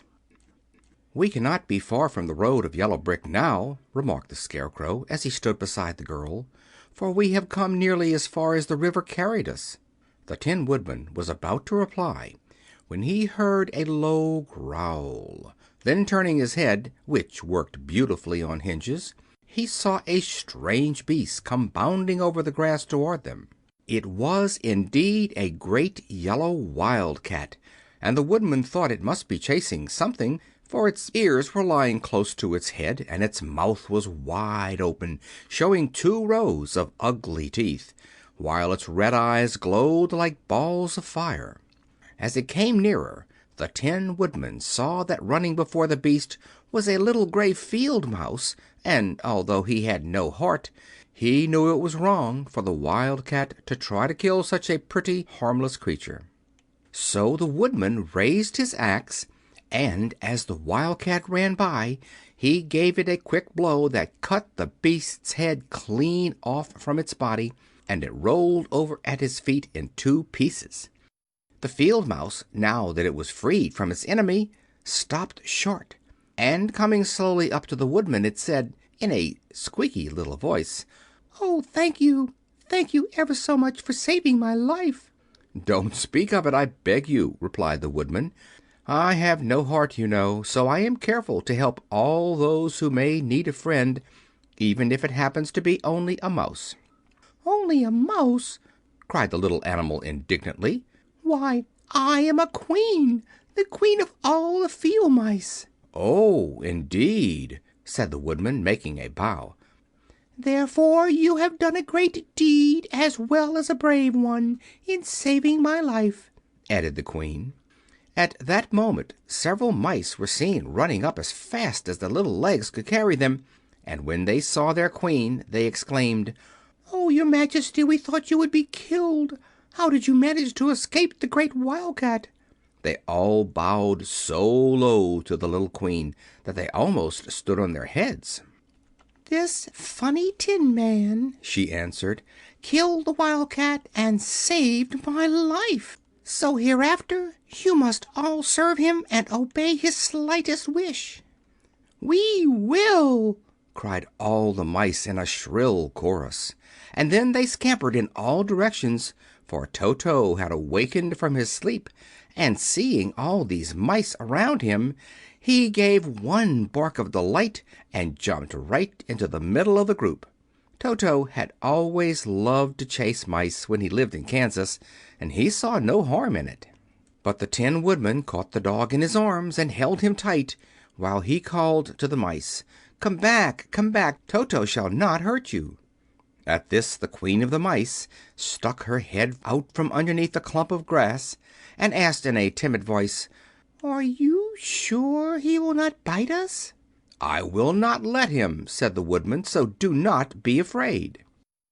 One by one the mice came creeping back, and Toto did not bark again, although he tried to get out of the Woodman's arms, and would have bitten him had he not known very well he was made of tin.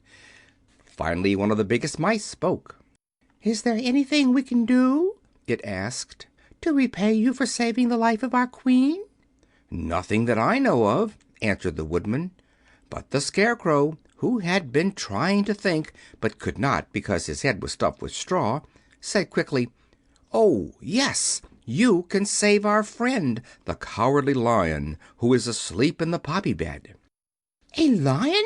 cried the little Queen. "Why, he would eat us all up." "Oh, no," declared the Scarecrow. "This lion is a coward." "Really?" asked the mouse. "He says so himself," answered the Scarecrow. "And he would never hurt anyone who is our friend. If you will help us to save him, I promise that he shall treat you all with kindness." "Very well," said the Queen. "We trust you, but what shall we do?" "Are there many of these mice which call you Queen and are willing to obey you?" "Oh, yes, there are thousands," she replied. "Then send for them all to come here as soon as possible, and let each one bring a long piece of string." The Queen turned to the mice that attended her and told them to go at once and get all her people. As soon as they heard her orders, they ran away in every direction as fast as possible. "Now," said the Scarecrow to the Tin Woodman, "you must go to those trees by the riverside and make a truck that will carry the Lion." So the Woodman went at once to the trees and began to work, and soon he made a truck out of the limbs of trees, from which he chopped away all the leaves and branches. He fastened it together with wooden pegs and made the four wheels out of short pieces of a big tree trunk. So fast and so well did he work that by the time the mice began to arrive the truck was all ready for them.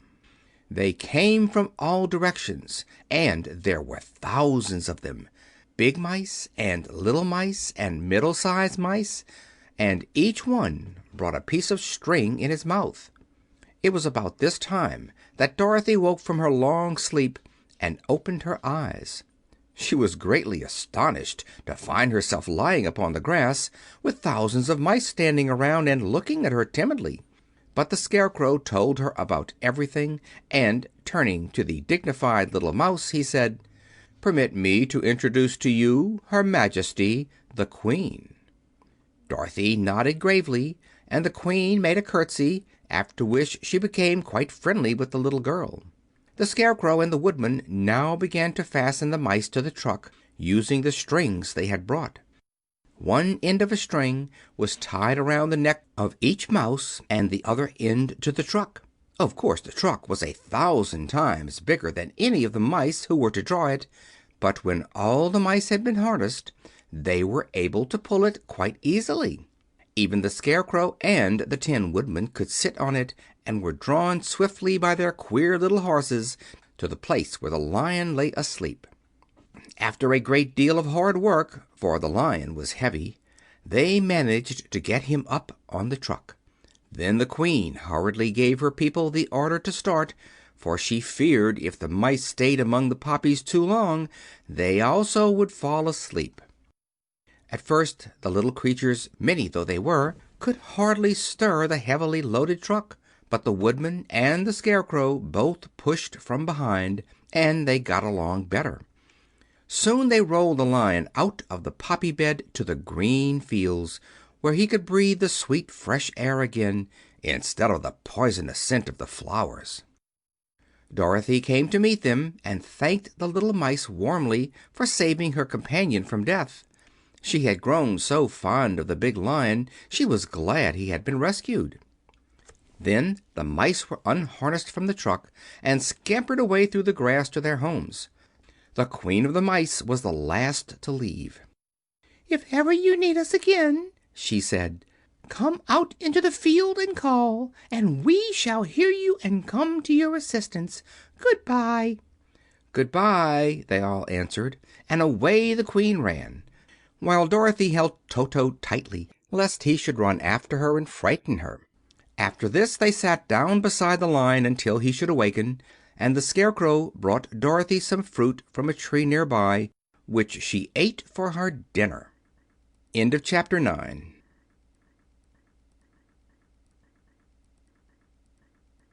Chapter 10 of The Wonderful Wizard of Oz by L. Frank Baum. The Guardian of the Gate.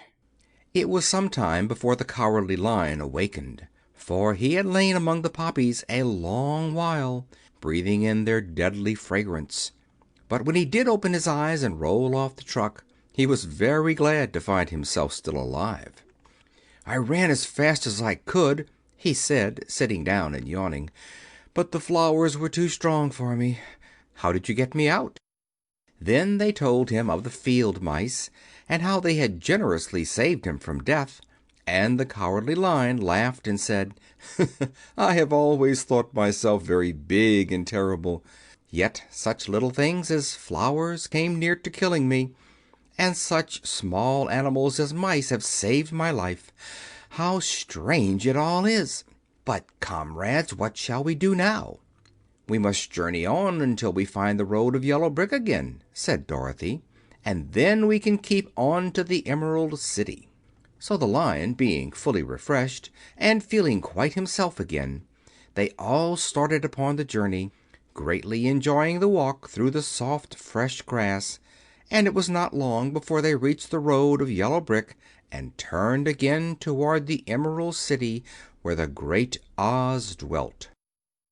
The road was smooth and well paved now, and the country about was beautiful, so that the travelers rejoiced in leaving the forest far behind, and with it the many dangers they had met in its gloomy shades. Once more they could see fences built beside the road, but these were painted green, and when they came to a small house, in which a farmer evidently lived, that also was painted green. They passed by several of these houses during the afternoon, and sometimes people came to the doors and looked at them as if they would like to ask questions, but no one came near them nor spoke to them because of the great lion, of which they were very much afraid. The people were all dressed in clothing of a lovely emerald green color, and wore peaked hats like those of the Munchkins. "This must be the Land of Oz," said Dorothy, "and we are surely getting near the Emerald City." "Yes," answered the Scarecrow. "Everything is green here, while in the country of the Munchkins blue was the favorite color. But the people do not seem to be as friendly as the Munchkins, and I'm afraid we shall be unable to find a place to pass the night." "I should like something to eat besides fruit," said the girl, "and I'm sure Toto is nearly starved.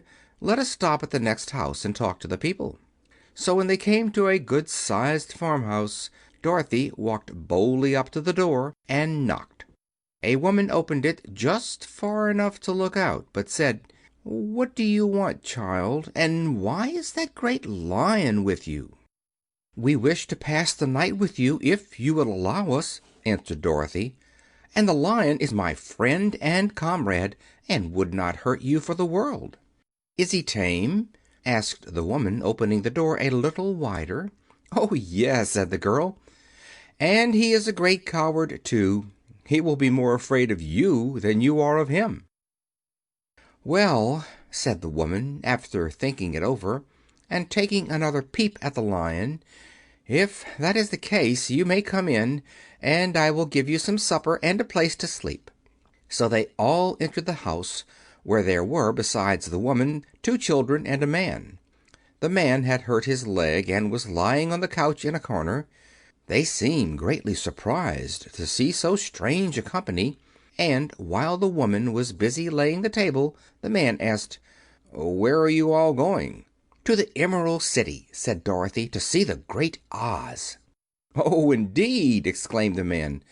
"Are you sure that Oz will see you?" "Why not?" she replied. "Well, it is said that he never lets anyone come into his presence. I have been to the Emerald City many times, and it is a beautiful and wonderful place, but I have never been permitted to see the great Oz, nor do I know of any living person who has seen him." "Does he never go out?" asked the Scarecrow.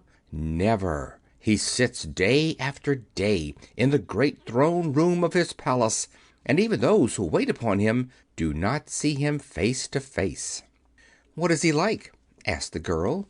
"That is hard to tell," said the man thoughtfully.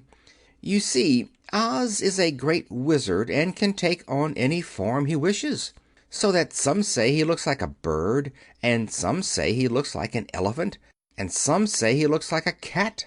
To others he appears as a beautiful fairy, or a brownie, or in any other form that pleases him. But who the real Oz is, when he is in his own form, no living person can tell." "That is very strange," said Dorothy. "But we must try in some way to see him, or we shall have made our journey for nothing." "Why do you wish to see the terrible Oz?" asked the man. "I want him to give me some brains," said the Scarecrow eagerly. "Oh, Oz could do that easily enough," declared the man. "He has more brains than he needs." "And I want him to give me a heart," said the Tin Woodman. "That will not trouble him," continued the man, "for Oz has a large collection of hearts of all sizes and shapes." "And I want him to give me courage," said the Cowardly Lion. "Oz keeps a great pot of courage in his throne room," said the man, "which he has covered with a golden plate to keep it from running over. He will be glad to give you some." "And I want him to send me back to Kansas," said Dorothy. "Where is Kansas?" asked the man with surprise. "I don't know," replied Dorothy sorrowfully, "but it is my home, and I'm sure it's somewhere." "Very likely. Well, Oz can do anything, so I suppose he will find Kansas for you. But first you must get to see him, and that will be a hard task, for the Great Wizard does not like to see anyone, and he usually has his own way. But what do you want?" he continued, speaking to Toto. Toto only wagged his tail, for, strange to say, he could not speak.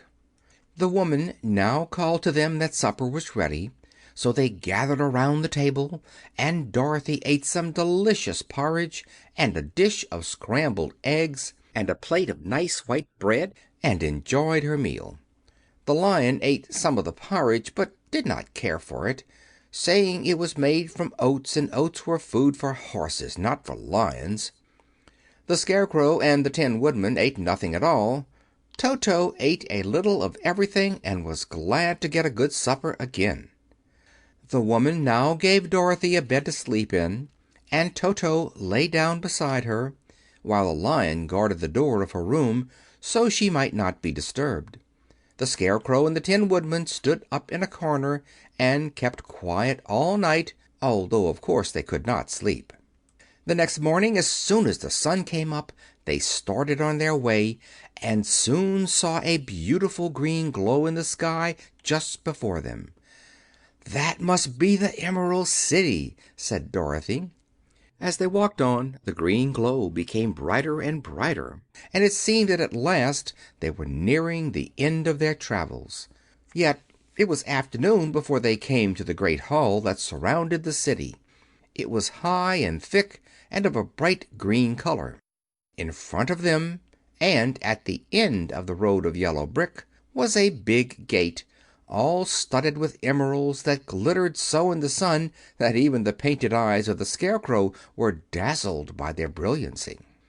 There was a bell beside the gate, and Dorothy pushed the button and heard a silvery tinkle sound within. Then the big gate swung slowly open, and they all passed through and found themselves in a high arched room, the walls of which glistened with countless emeralds.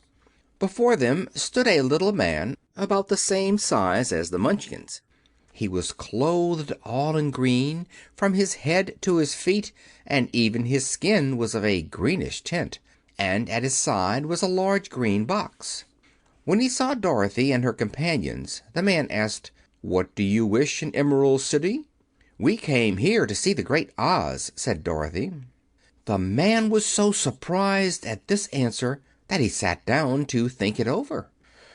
"It has been many years since anyone asked me to see Oz," he said, shaking his head in perplexity.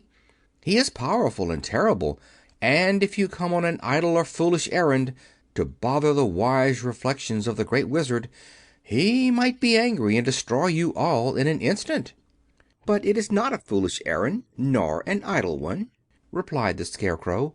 "It is important, and we have been told that Oz is a good wizard." "And so he is," said the Green Man, "and he rules the Emerald City wisely and well. But to those who are not honest, or who approach him from curiosity, he is most terrible, and few have ever dared ask to see his face. I am the guardian of the gates, and since you demand to see the Great Oz, I must take you to his palace. But first you must put on the spectacles." "Why?" asked Dorothy. "Because if you do not wear spectacles, the brightness and glory of the Emerald City would blind you. Even those who live in the city must wear spectacles night and day. They are all locked on, for Oz so ordered it when the city was first built, and I have the only key that will unlock them." He opened the big box, and Dorothy saw that it was filled with spectacles of every size and shape. All of them had green glasses in them. The Guardian of the Gates found a pair that would just fit Dorothy, and put them over her eyes.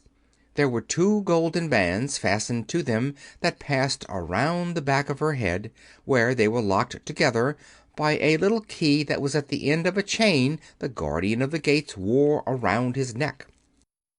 When they were on, Dorothy could not take them off had she wished, but of course she did not wish to be blinded by the glare of the Emerald City, so she said nothing. Then the Green Man fitted spectacles for the Scarecrow, and the Tin Woodman, and the Lion, and even on little Toto, and all were locked fast with the key. Then the Guardian of the Gates put on his own glasses and told them he was ready to show them to the palace. Taking a big golden key from a peg on the wall, he opened another gate, and they all followed him through the portal into the streets of the Emerald City. End of chapter 10.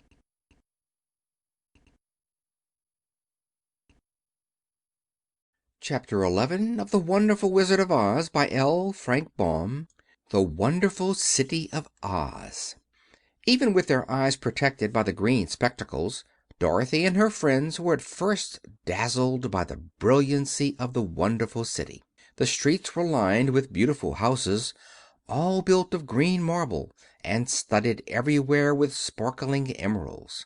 They walked over a pavement of the same green marble, and where the blocks were joined together were rows of emeralds set closely and glittering in the brightness of the sun.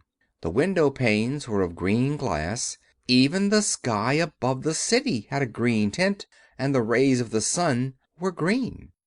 There were many people, men, women, and children, walking about, and these were all dressed in green clothes and had greenish skins. They looked at Dorothy and her strangely assorted company with wondering eyes, and the children all ran away and hid behind their mothers when they saw the Lion, but no one spoke to them. Many shops stood in the street, and Dorothy saw that everything in them was green. Green candy and green popcorn were offered for sale, as well as green shoes, green hats, green clothes of all sorts. At one place a man was selling green lemonade, and when the children bought it, Dorothy could see that they paid for it with green pennies. There seemed to be no horses nor animals of any kind.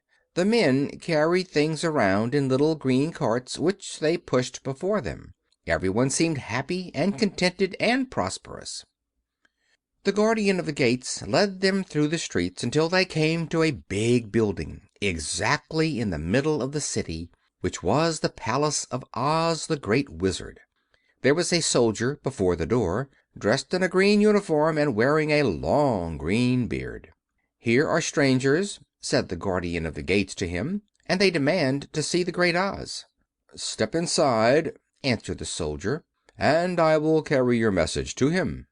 So they passed through the palace gates and were led into a big room with a green carpet and lovely green furniture set with emeralds. The soldier made them all wipe their feet upon a green mat before entering this room, and when they were seated he said politely, "Please make yourself comfortable while I go to the door of the throne room and tell Oz you are here." They had to wait a long time before the soldier returned. When at last he came back, Dorothy asked, "Have you seen Oz?" "Oh, no," returned the soldier. "I have never seen him. But I spoke to him as he sat behind his screen, and gave him your message. He says he will grant you an audience if you so desire, but each one of you must enter his presence alone, and he will admit but one each day. Therefore, as you must remain in the palace for several days, I will have you shown to rooms where you may rest in comfort after your journey." "Thank you," replied the girl. "That is very kind of Oz." The soldier now blew upon a green whistle, and at once a young girl, dressed in a pretty green silk gown, entered the room. She had lovely green hair and green eyes, and she bowed low before Dorothy as she said, "Follow me, and I will show you your room."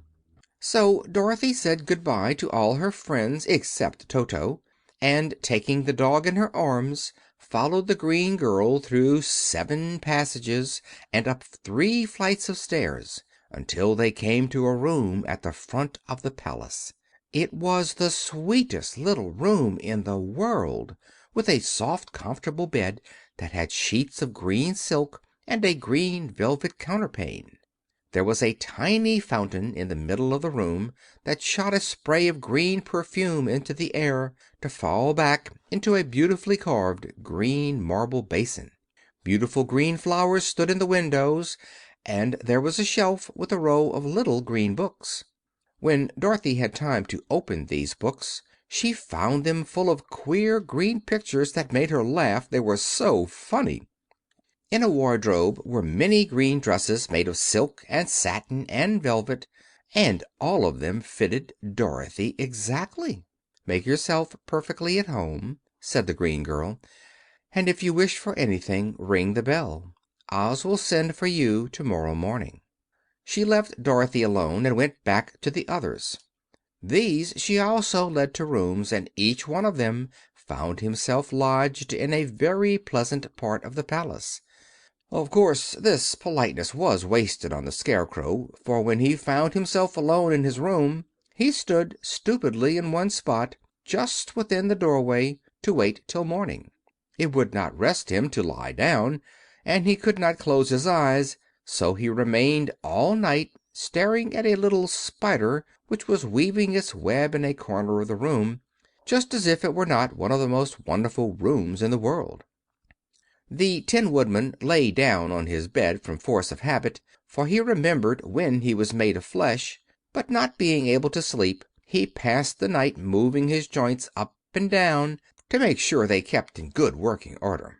The Lion would have preferred a bed of dried leaves in the forest, and did not like being shut up in a room, but he had too much sense to let this worry him.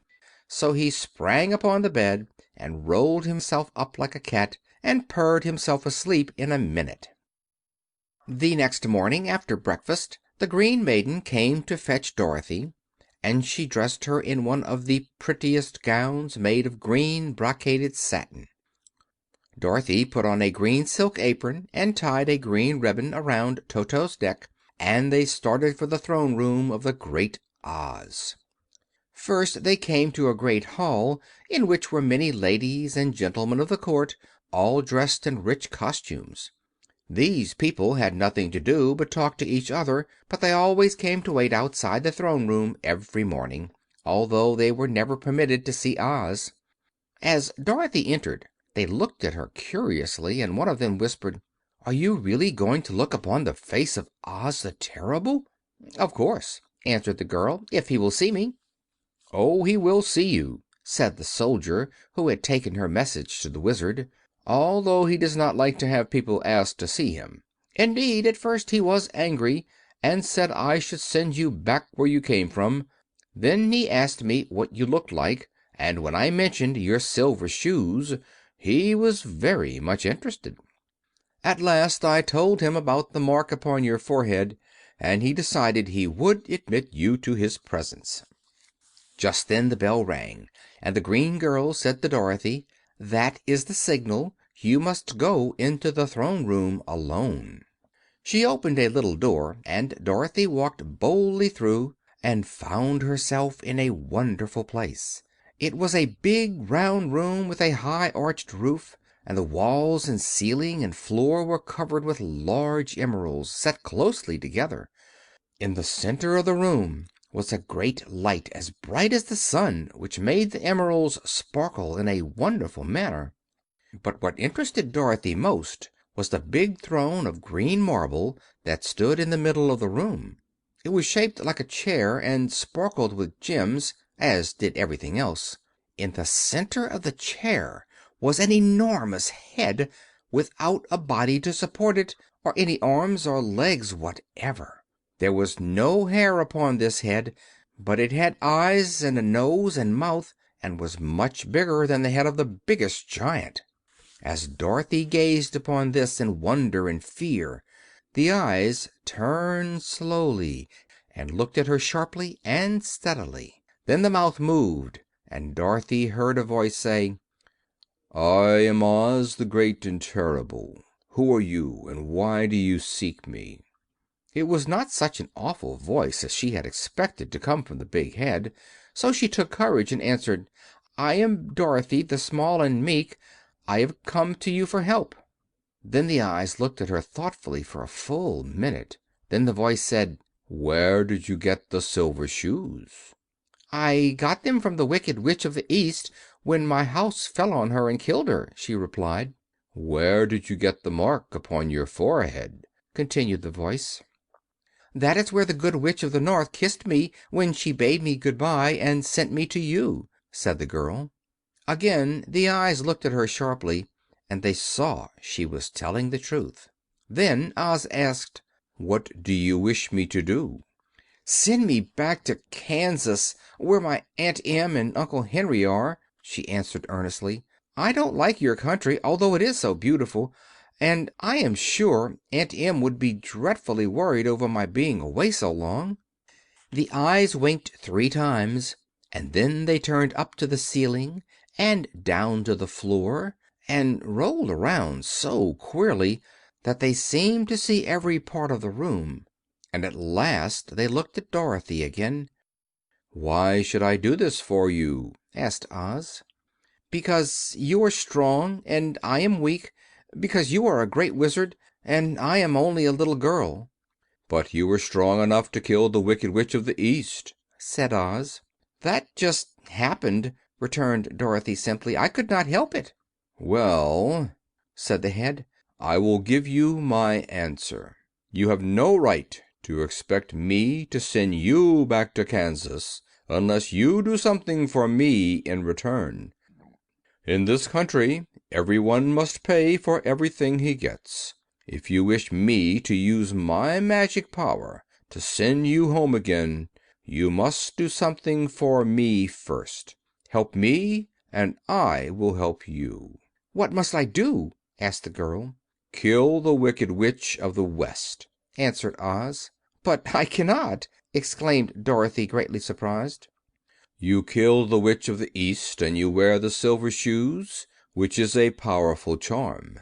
There is now but one Wicked Witch left in all this land, and when you can tell me she is dead I will send you back to Kansas, but not before."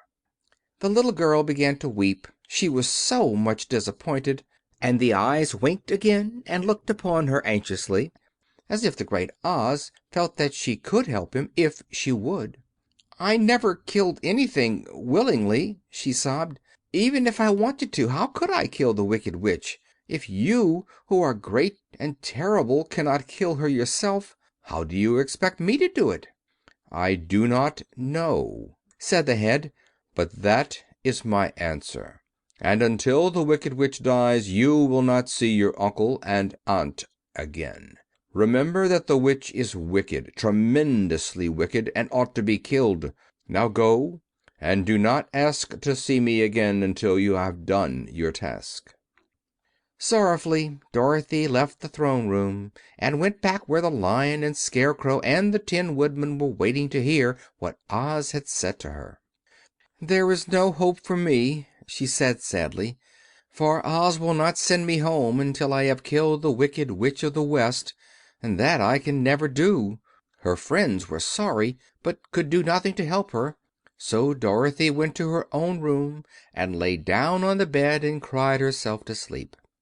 The next morning the soldier with the green whiskers came to the Scarecrow and said, "Come with me, for Oz has sent for you." So the Scarecrow followed him and was admitted into the great throne room, where he saw, sitting in the emerald throne, a most lovely lady. She was dressed in green silk gauze, and wore upon her flowing green locks a crown of jewels. Growing from her shoulders were wings, gorgeous in color, and so light that they fluttered if the slightest breath of air reached them.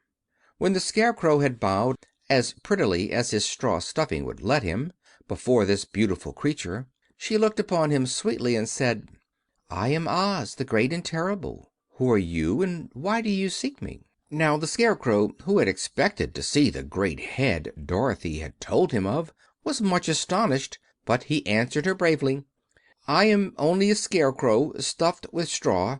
Therefore I have no brains. and I come to you praying that you will put brains in my head instead of straw, so that I may become as much a man as any other in your dominions." "Why should I do this for you?" asked the lady. "Because you are wise and powerful, and no one else can help me," answered the Scarecrow. "I never grant favors without some return," said Oz, "but this much I will promise. If you will kill for me the Wicked Witch of the West, I will bestow upon you a great many brains, and such good brains that you will be the wisest man in all the Land of Oz." "I thought you asked Dorothy to kill the Witch," said the Scarecrow in surprise. "So I did. I don't care who kills her, but until she is dead I will not grant your wish. Now go, and do not seek me again until you have earned the brains you so greatly desire." The Scarecrow went sorrowfully back to his friends and told them what Oz had said, and Dorothy was surprised to find that the Great Wizard was not a head, as she had seen him, but a lovely lady. "All the same," said the Scarecrow, "she needs a heart as much as the Tin Woodman." On the next morning the soldier with the green whiskers came to the Tin Woodman and said, "Oz has sent for you. Follow me." So the Tin Woodman followed him and came to the great throne room. He did not know whether he would find Oz a lovely lady or a head, but he hoped it would be the lovely lady, "for," he said to himself, "I am sure I shall not be given a heart, since a head has no heart of its own and therefore cannot feel for me. But if it is the lovely lady I shall beg hard for a heart, for all ladies are themselves said to be kindly hearted." But when the Woodman entered the great throne room he saw neither the head nor the lady, for Oz had taken the shape of a most terrible beast. It was nearly as big as an elephant, and the green throne seemed hardly strong enough to hold its weight. The beast had a head like that of a rhinoceros, only there were 5 eyes in its face. There were 5 long arms growing out of its body, and it also had 5 long, slim legs. Thick, woolly hair covered every part of it, and a more dreadful looking monster could not be imagined. It was fortunate the Tin Woodman had no heart at that moment, for it would have beat loud and fast from terror. But being only tin, the Woodman was not at all afraid, although he was much disappointed. "I am Oz, the Great and Terrible," spoke the beast, in a voice that was one great roar. "Who are you, and why do you seek me?" "I am a woodman, and made of tin. Therefore I have no heart, and cannot love. I pray you to give me a heart that I may be as other men are." "Why should I do this?" demanded the beast.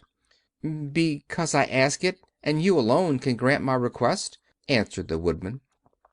Oz gave a low growl at this, but said gruffly, "If you indeed desire a heart, you must earn it." "How?" asked the Woodman.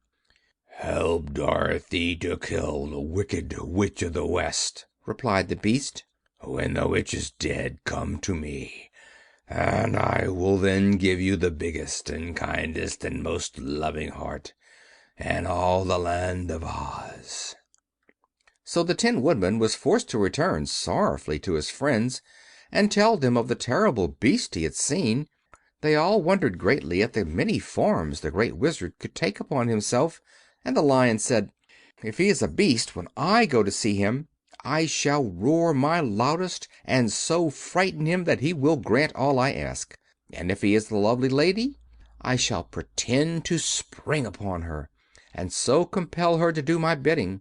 And if he is the great head, he will be at my mercy, for I will roll this head all about the room until he promises to give us what we desire. So be of good cheer, my friends, for all will yet be well." The next morning the soldier with the green whiskers led the Lion to the great throne room and bade him enter the presence of Oz. The Lion at once passed through the door, and glancing around saw to his surprise that before the throne was a ball of fire, so fierce and glowing he could scarcely bear to gaze upon it. His first thought was that Oz had by accident caught on fire and was burning up. But when he tried to go nearer, the heat was so intense that it singed his whiskers, and he crept back tremblingly to a spot nearer the door. Then a low, quiet voice came from the ball of fire, and these were the words it spoke: "I am Oz, the Great and Terrible. Who are you, and why do you seek me?" And the Lion answered: "I am a Cowardly Lion, afraid of everything. I came to you to beg that you give me courage, so that in reality I may become the King of Beasts, as men call me." "Why should I give you courage?" demanded Oz. "Because of all the wizards you are the greatest, and alone have power to grant my request," answered the Lion. The ball of fire burned fiercely for a time, and the voice said: "Bring me proof that the Wicked Witch is dead, and that moment I will give you courage. But as long as the witch lives, you must remain a coward." The Lion was angry at this speech, but could say nothing in reply, and while he stood silently gazing at the ball of fire, it became so furiously hot that he turned tail and rushed from the room. He was glad to find his friends waiting for him, and told them of his terrible interview with the Wizard. "What shall we do now?" asked Dorothy sadly. "There is only one thing we can do," returned the Lion, "and that is to go to the land of the Winkies, seek out the Wicked Witch, and destroy her." "But suppose we cannot?" said the girl. "Then I shall never have courage," declared the Lion. "And I shall never have brains," added the Scarecrow. "And I shall never have a heart," spoke the Tin Woodman. "And I shall never see Aunt Em and Uncle Henry," said Dorothy, beginning to cry. "Be careful!" cried the green girl. "The tears will fall on your green silk gown and spot it." So Dorothy dried her eyes and said: "I suppose we must try it. But I am sure I do not want to kill anybody, even to see Aunt Em again." "I will go with you, but I'm too much of a coward to kill the Witch," said the Lion. "I will go, too," declared the Scarecrow, "but I shall not be of much help to you, I am such a fool." "I haven't the heart to harm even a witch," replied the Tin Woodman. "But if you go, I certainly shall go with you." Thereupon it was decided to start upon their journey the next morning, and the Woodman sharpened his axe on a green grindstone and had all his joints properly oiled. The Scarecrow stuffed himself with fresh straw, and Dorothy put new paint on his eyes that he might see better. The green girl, who was very kind to them, filled Dorothy's basket with good things to eat, and fastened a little bell around Toto's neck with a green ribbon. They went to bed quite early and slept soundly until daylight, when they were awakened by the crowing of a green cock that lived in the back yard of the palace, and the cackling of a hen that had laid a green egg. End of chapter 11.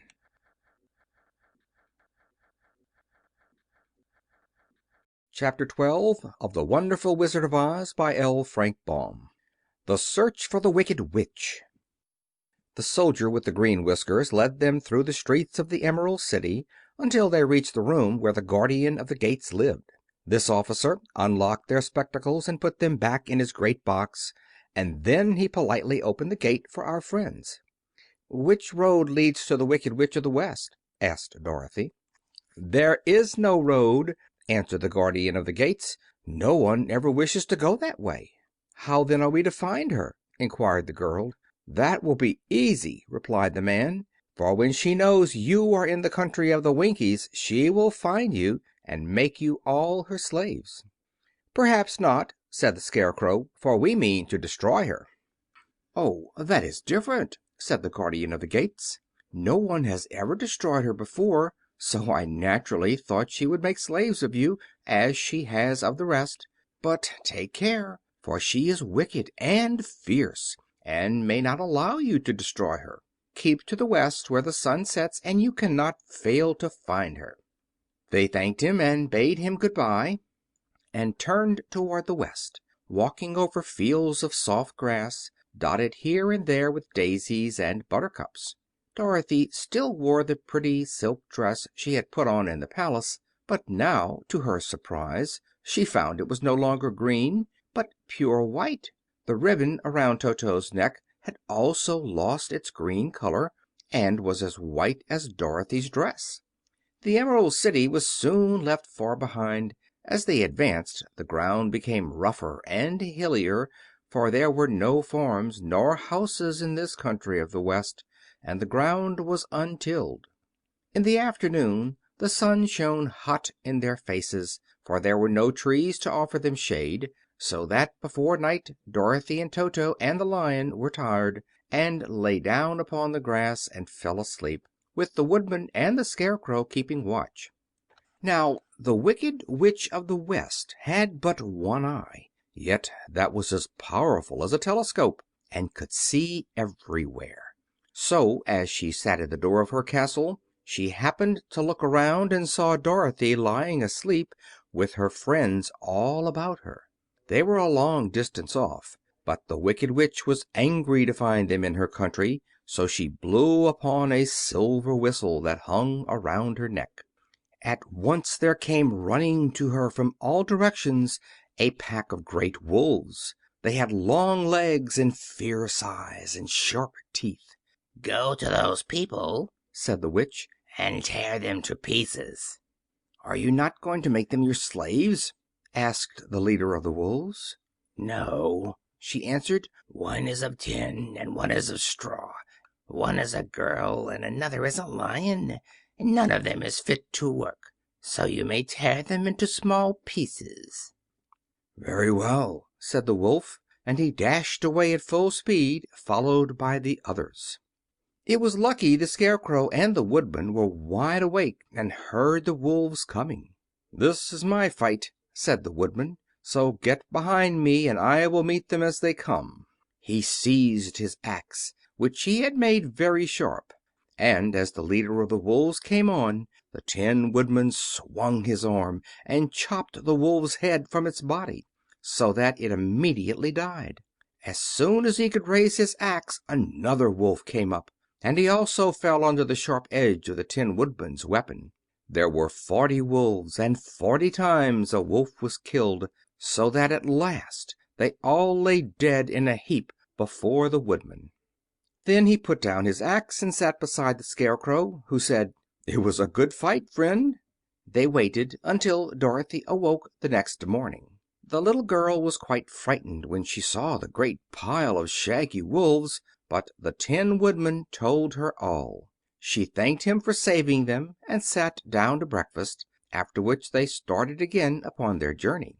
Now this same morning the Wicked Witch came to the door of her castle and looked out with her one eye that could see far off. She saw all her wolves lying dead, and the strangers still traveling through her country. This made her angrier than before, and she blew her silver whistle twice. Straightway a great flock of wild crows came flying toward her, enough to darken the sky. And the Wicked Witch said to the King Crow, "Fly at once to the strangers, peck out their eyes, and tear them to pieces." The wild crows flew in one great flock toward Dorothy and her companions. When the little girl saw them coming she was afraid, but the Scarecrow said, "This is my battle, so lie down beside me and you will not be harmed." So they all lay upon the ground except the Scarecrow, and he stood up and stretched out his arms. And when the crows saw him they were frightened, as these birds always are by scarecrows, and did not dare to come any nearer. But the King Crow said, "It is only a stuffed man. I will peck his eyes out." The King Crow flew at the Scarecrow, who caught it by the head and twisted its neck until it died. And then another crow flew at him, and the Scarecrow twisted its neck also. There were 40 crows, and 40 times the Scarecrow twisted a neck, until at last all were lying dead beside him. Then he called his companions to rise, and again they went upon their journey.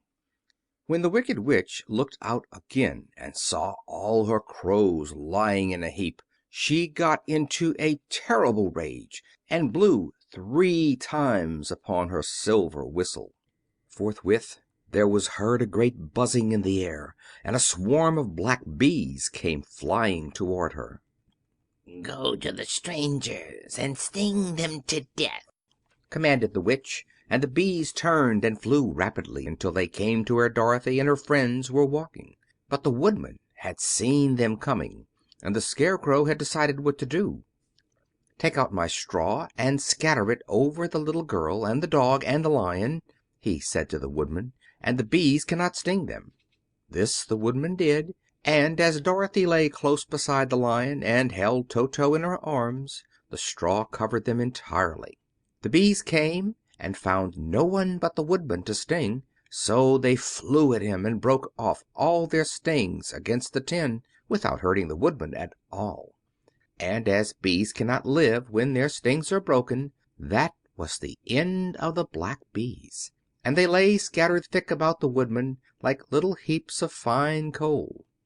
Then Dorothy and the Lion got up, and the girl helped the Tin Woodman put the straw back into the Scarecrow again, until he was as good as ever, so they started upon their journey once more.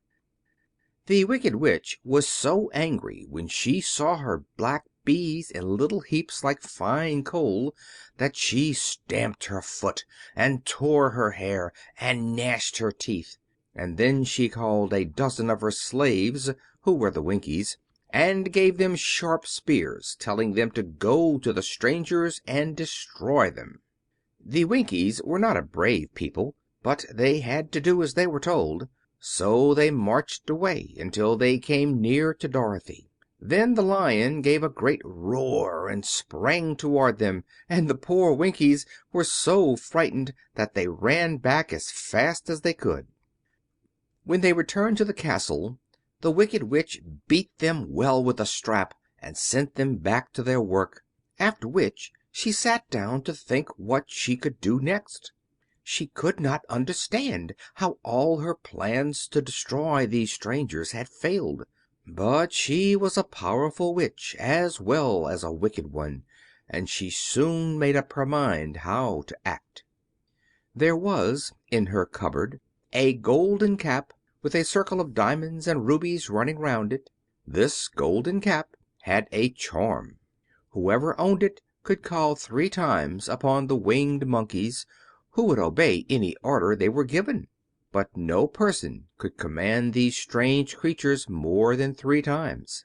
Twice already the Wicked Witch had used the charm of the cap. Once when she had made the Winkies her slaves, and set herself to rule over their country. The winged monkeys had helped her to do this. The second time was when she had fought against the great Oz himself and driven him out of the land of the West. The winged monkeys had also helped her in doing this. Only once more could she use this golden cap, for which reason she did not like to do so until all her other powers were exhausted. But now that her fierce wolves and her wild crows and her stinging bees were gone, and her slaves had been scared away by the Cowardly Lion, she saw there was only one way left to destroy Dorothy and her friends. So the Wicked Witch took the golden cap from her cupboard and placed it upon her head. Then she stood upon her left foot and said slowly, "Eep, peep, kaki." Next she stood upon her right foot and said, "Hee-lo, ho-lo, hello." After this she stood upon both feet and cried in a loud voice, "Ziz-a-zooz-a-zik." Now the charm began to work. The sky was darkened, and a low rumbling sound was heard in the air. There was a rushing of many wings, a great chattering and laughing, and the sun came out of the dark sky to show the Wicked Witch surrounded by a crowd of monkeys, each with a pair of immense and powerful wings on his shoulders. One, much bigger than the others, seemed to be their leader. He flew close to the Witch and said, "You have called us for the 3rd and last time. What do you command?" "Go to the strangers who are within my land and destroy them all, except the Lion," said the Wicked Witch. "Bring that beast to me, for I have a mind to harness him like a horse and make him work." "Your commands shall be obeyed," said the leader. Then, with a great deal of chattering and noise, the Winged Monkeys flew away to the place where Dorothy and her friends were walking.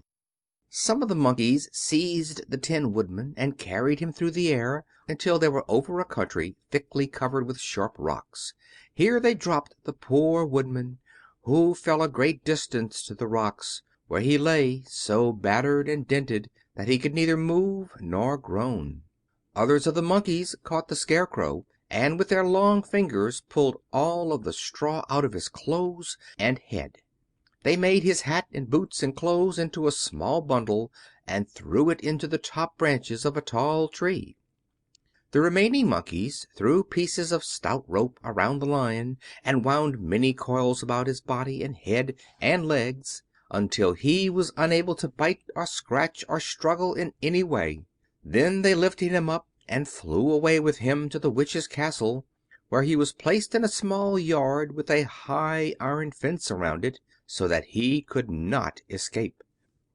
But Dorothy they did not harm at all. She stood with Toto in her arms, watching the sad fate of her comrades, and thinking it would soon be her turn. The leader of the Winged Monkeys flew up to her, his long hairy arms stretched out and his ugly face grinning terribly. But he saw the mark of the Good Witch's kiss upon her forehead, and stopped short, motioning the others not to touch her. "We dare not harm this little girl," he said to them, "for she is protected by the power of good, and that is greater than the power of evil. All we can do is to carry her to the castle of the Wicked Witch and leave her there." So, carefully and gently, they lifted Dorothy in their arms and carried her swiftly through the air until they came to the castle, where they set her down upon the front doorstep. Then the leader said to the Witch, "We have obeyed you as far as we were able. The Tin Woodman and the Scarecrow are destroyed, and the Lion is tied up in your yard.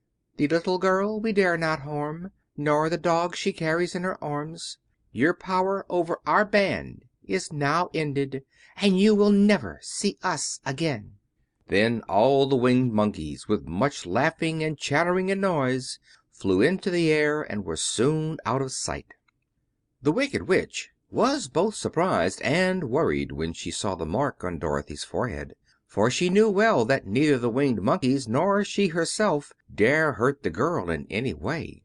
She looked down at Dorothy's feet, and seeing the silver shoes, began to tremble with fear, for she knew what a powerful charm belonged to them. At first the Witch was tempted to run away from Dorothy, but she happened to look into the child's eyes and saw how simple the soul behind them was, and that the little girl did not know of the wonderful power the silver shoes gave her. So the Wicked Witch laughed to herself and thought, "I can still make her my slave, for she does not know how to use her power." Then she said to Dorothy, harshly and severely, "Come with me, and see that you mind everything I tell you, for if you do not, I will make an end of you as I did the Tin Woodman and the Scarecrow."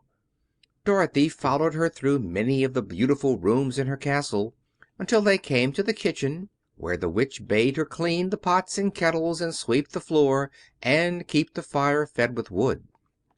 Dorothy went to work meekly, with her mind made up to work as hard as she could, for she was glad the Wicked Witch had decided not to kill her.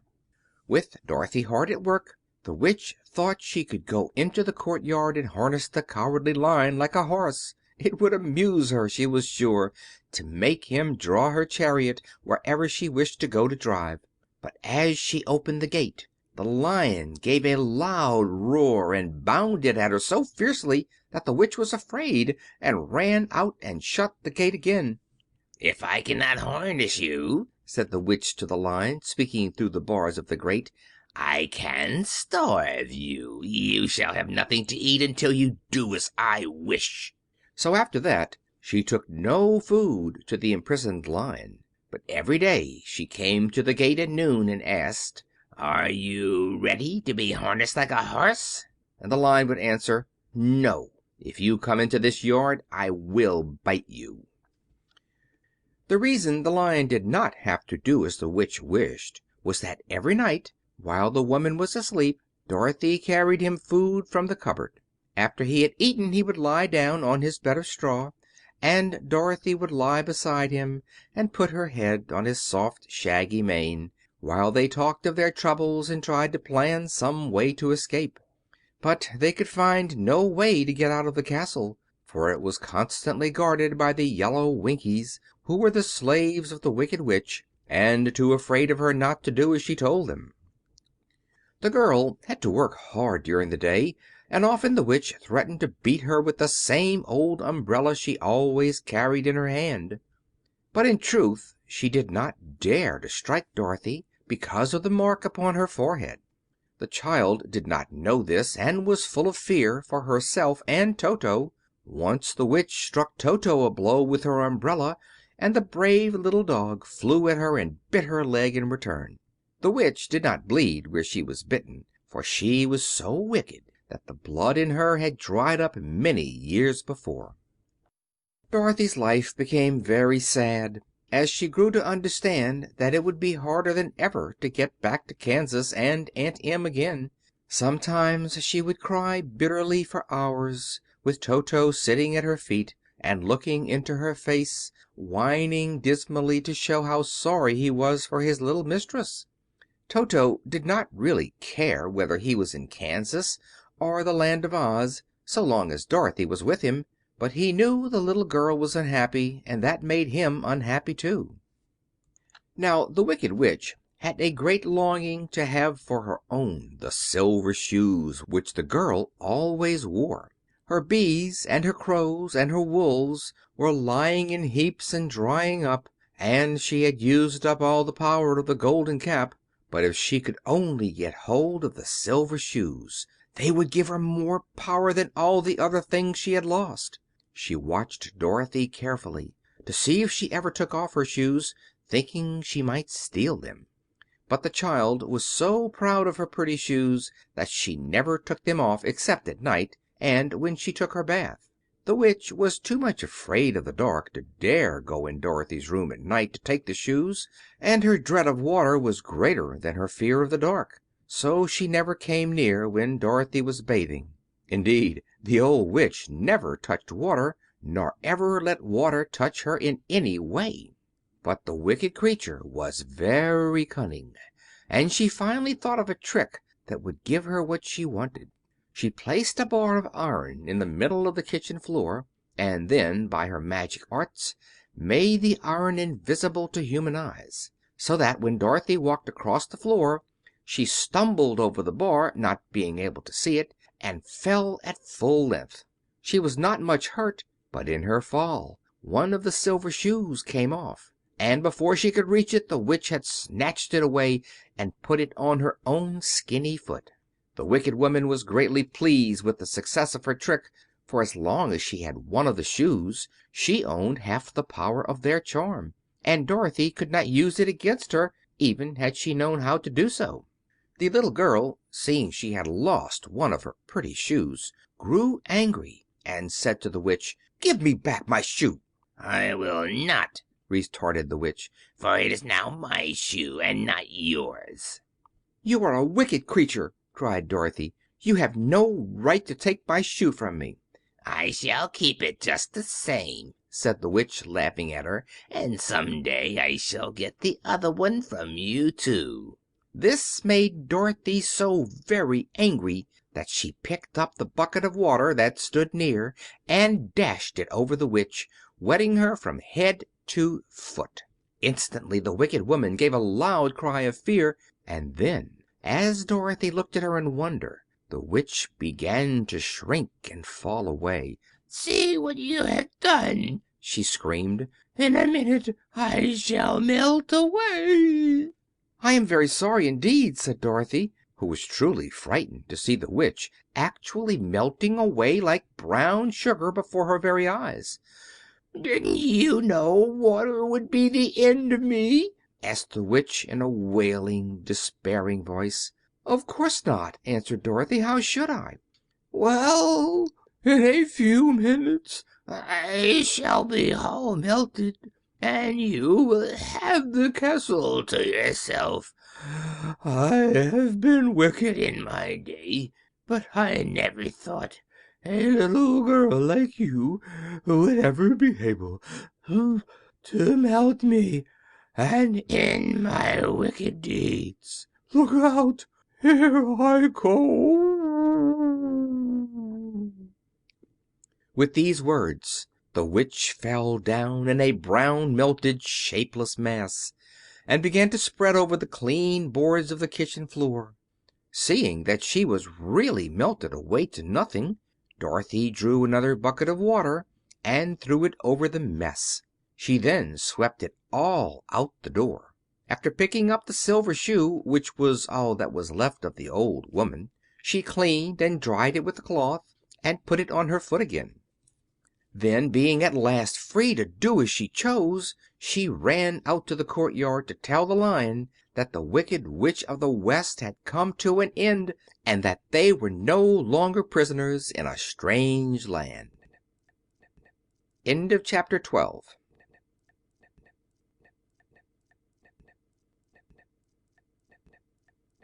Chapter 13 of The Wonderful Wizard of Oz by L. Frank Baum.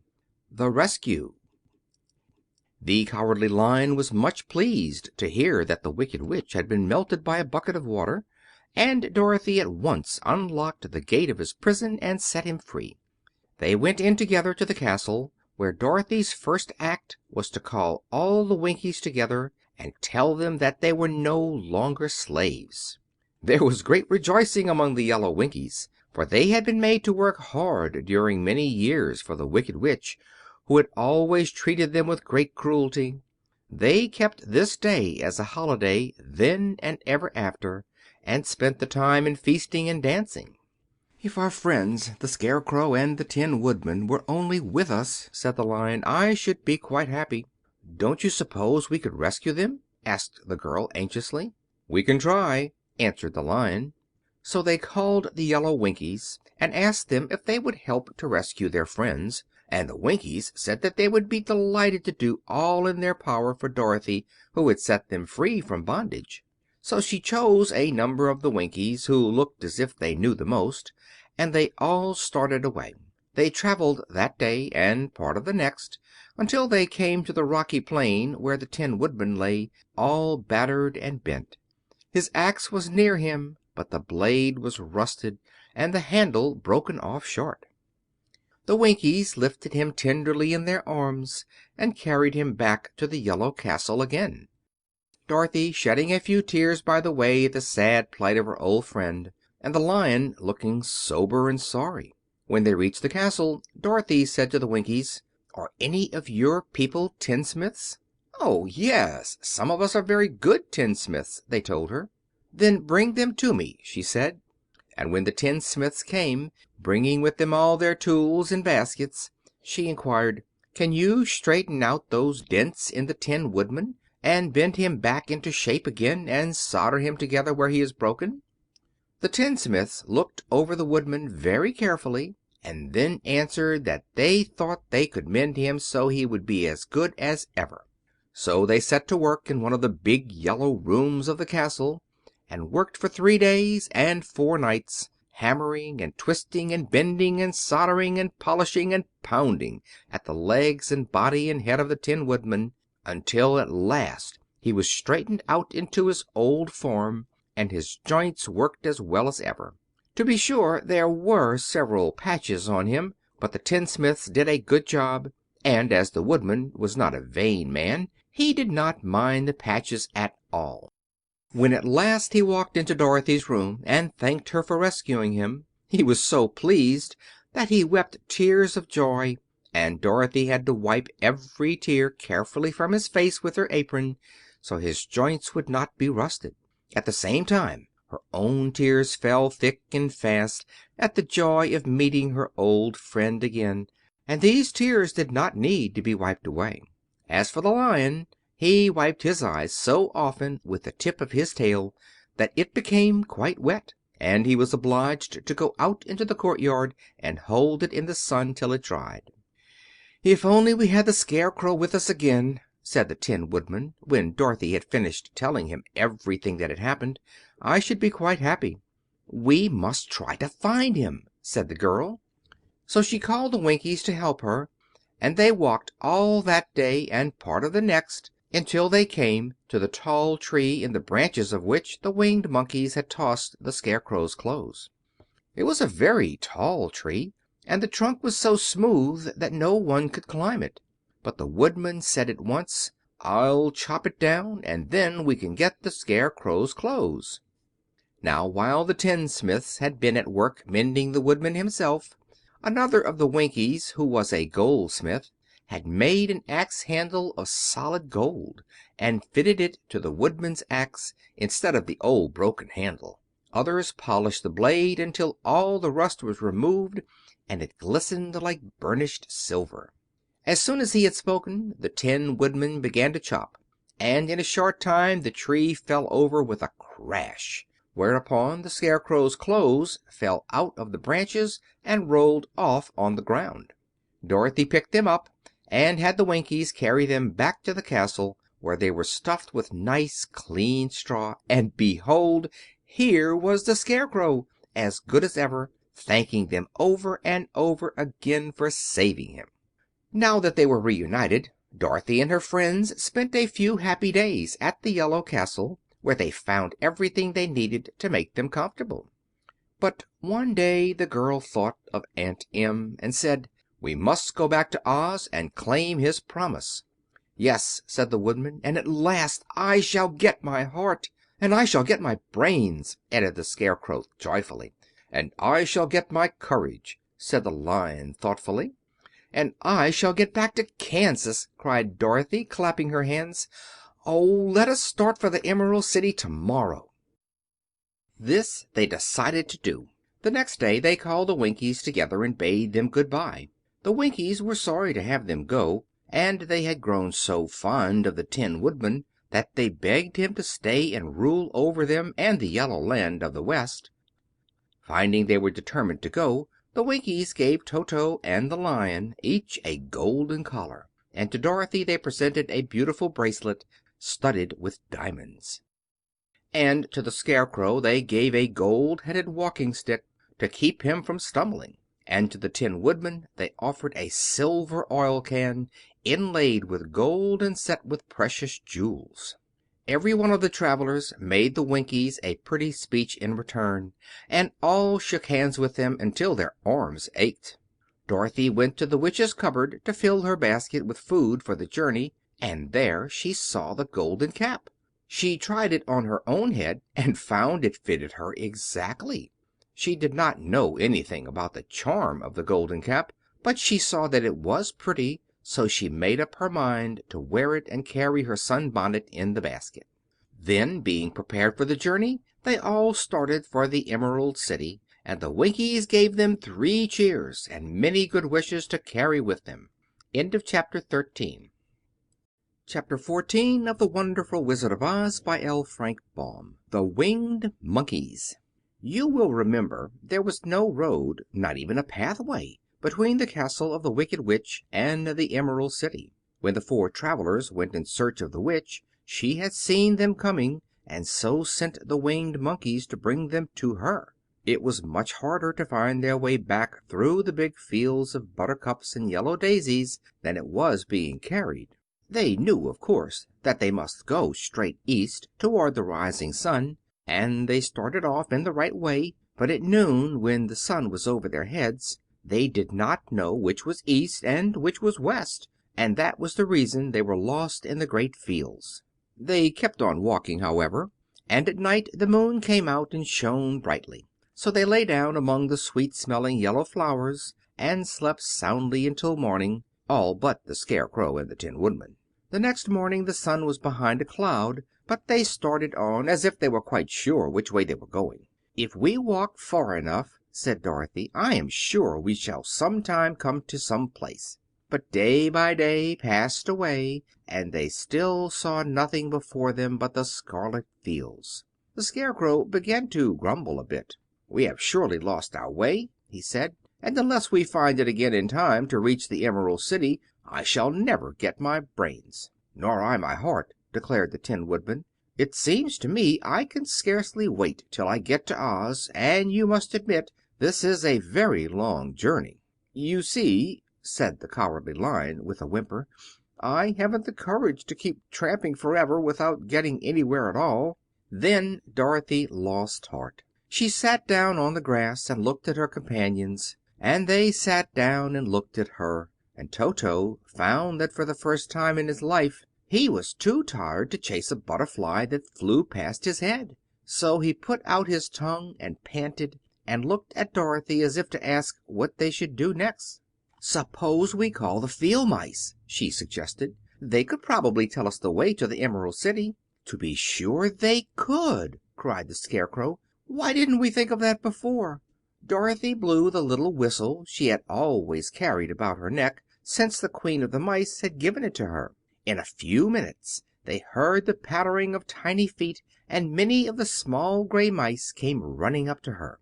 Among them was the Queen herself, who asked in her squeaky little voice, "What can I do for my friends?" "We have lost our way," said Dorothy. "Can you tell us where the Emerald City is?" "Certainly," answered the Queen, "but it is a great way off, for you have had it at your backs all this time."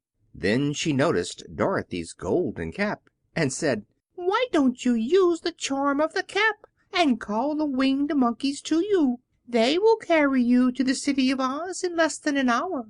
"I didn't know there was a charm," answered Dorothy in surprise. "What is it?" "It is written inside the golden cap," replied the Queen of the Mice. "But if you are going to call the Winged Monkeys, we must run away, for they are full of mischief and think it great fun to plague us." "Won't they hurt me?" asked the girl anxiously. "Oh, no. They must obey the wearer of the cap. Goodbye." And she scampered out of sight, with all the mice hurrying after her. Dorothy looked inside the golden cap and saw some words written upon the lining. These, she thought, must be the charm. So she read the directions carefully and put the cap upon her head. "Eep, peep, cack," she said, standing on her left foot. "What did you say?" asked the Scarecrow, who did not know what she was doing. "Hi-lo, ho-lo, hello," Dorothy went on, standing this time on her right foot. "Hello," replied the Tin Woodman calmly. "Zizzy, zoozy, zick," said Dorothy, who was now standing on both feet. This ended the saying of the charm, and they heard a great chattering and flapping of wings as the band of Winged Monkeys flew up to them. The King bowed low before Dorothy and asked, "What is your command?" "We wish to go to the Emerald City," said the child, "and we have lost our way." "We will carry you," replied the King, and no sooner had he spoken than two of the monkeys caught Dorothy in their arms and flew away with her. Others took the Scarecrow and the Woodman and the Lion, and one little monkey seized Toto and flew after them, although the dog tried hard to bite him. The Scarecrow and the Tin Woodman were rather frightened at first, for they remembered how badly the Winged Monkeys had treated them before, but they saw that no harm was intended, so they rode through the air quite cheerfully, and had a fine time looking at the pretty gardens and woods far below them.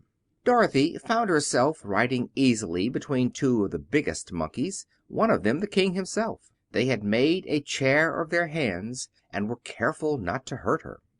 "Why do you have to obey the charm of the golden cap?" she asked. "That is a long story," answered the King with a winged laugh. "But as we have a long journey before us, I will pass the time by telling you about it, if you wish." "I shall be glad to hear it," she replied. "Once," began the leader, "we were a free people, living happily in the great forest, flying from tree to tree, eating nuts and fruit, and doing just as we pleased, without calling anybody master. Perhaps some of us were rather too full of mischief at times, flying down to pull the tails of animals that had no wings, chasing birds, and throwing nuts at the people who walked in the forest. But we were careless and happy and full of fun, and enjoyed every minute of the day. This was many years ago, long before Oz came out of the clouds to rule over this land. There lived here then, away at the north, a beautiful princess, who was also a powerful sorceress. All her magic was used to help the people, and she was never known to hurt anyone who was good. Her name was Galette, and she lived in a handsome palace built from great blocks of ruby. Everyone loved her, but her greatest sorrow was that she could find no one to love in return, since all the men were much too stupid and ugly to mate with one so beautiful and wise. At last, however, she found a boy who was handsome and manly and wise beyond his years. Galette made up her mind that when he grew to be a man she would make him her husband. So she took him to her ruby palace and used all her magic powers to make him as strong and good and lovely as any woman could wish. When he grew to manhood, Quelala, as he was called, was said to be the best and wisest man in all the world, while his manly beauty was so great that Galette loved him dearly and hastened to make everything ready for the wedding. My grandfather was at that time the king of the winged monkeys, which lived in the forest near Galette's palace, and the old fellow loved a joke better than a good dinner. One day, just before the wedding, my grandfather was flying out with his band when he saw Quelala walking beside the river. He was dressed in a rich costume of pink silk and purple velvet, and my grandfather thought he would see what he could do. At his word, the band flew down and seized Quelala, carried him in their arms until they were over the middle of the river, and then dropped him into the water. "Swim out, my fine fellow," cried my grandfather, "and see if the water has spotted your clothes." Quelala was much too wise not to swim, and he was not in the least spoiled by all his good fortune. He laughed when he came to the top of the water and swam into shore. But when Galette came running out to him, she found his silks and velvet all ruined by the river. The Princess was angry, and she knew, of course, who did it. She had all the winged monkeys brought before her, and she said at first that their wings should be tied and they should be treated as they had treated Quelala, and dropped in the river. But my grandfather pleaded hard, for he knew the monkeys would drown in the river with their wings tied, and Quelala said a kind word for them also, so that Galette finally spared them, on condition that the winged monkeys should ever after do 3 times the bidding of the owner of the golden cap. This cap had been made for a wedding present to Quelala, and it is said to have cost the Princess half her kingdom. Of course my grandfather and all the other monkeys at once agreed to the condition, and that is how it happens that we are 3 times the slaves of the owner of the golden cap, whosoever he may be. "And what became of them?" asked Dorothy, who had been greatly interested in the story. "Quelala being the first owner of the golden cap," replied the monkey, "he was the first to lay his wishes upon us. As his bride could not bear the sight of us, he called us all to him in the forest after he had married her, and ordered us always to keep where she could never set eyes on a winged monkey, which we were glad to do, for we were all afraid of her. That was all we ever had to do until the golden cap fell into the hands of the Wicked Witch of the West, who made us enslave the Winkies and afterward drive Oz himself out of the land of the West. Now the golden cap is yours, and 3 times you have the right to lay your wishes upon us." As the Monkey King finished his story, Dorothy looked down and saw the green shining walls of the Emerald City before them. She wondered at the rapid flight of the monkeys, but was glad the journey was over. The strange creatures set the travelers down carefully before the gate of the city. The King bowed low to Dorothy, and then flew swiftly away, followed by all his band. "That was a good ride," said the little girl. "Yes, and a quick way out of our troubles," replied the Lion. "How lucky it was you brought away that wonderful cap." End of chapter 14.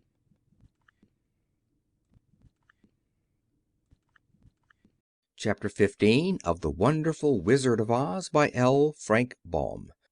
The Discovery of Oz the Terrible.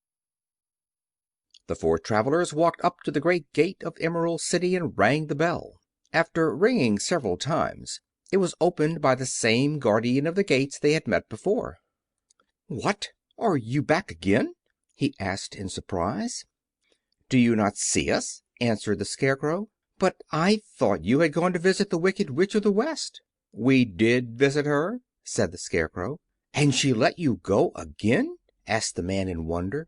"She could not help it, for she is melted," explained the Scarecrow. "Melted! Well, that is good news indeed," said the man. "Who melted her?" "It was Dorothy," said the Lion gravely. "Good gracious!" exclaimed the man, and he bowed very low indeed before her. Then he led them into his little room and locked the spectacles from the green box on all their eyes, just as he had done before. Afterward they passed on through the gate into the Emerald City.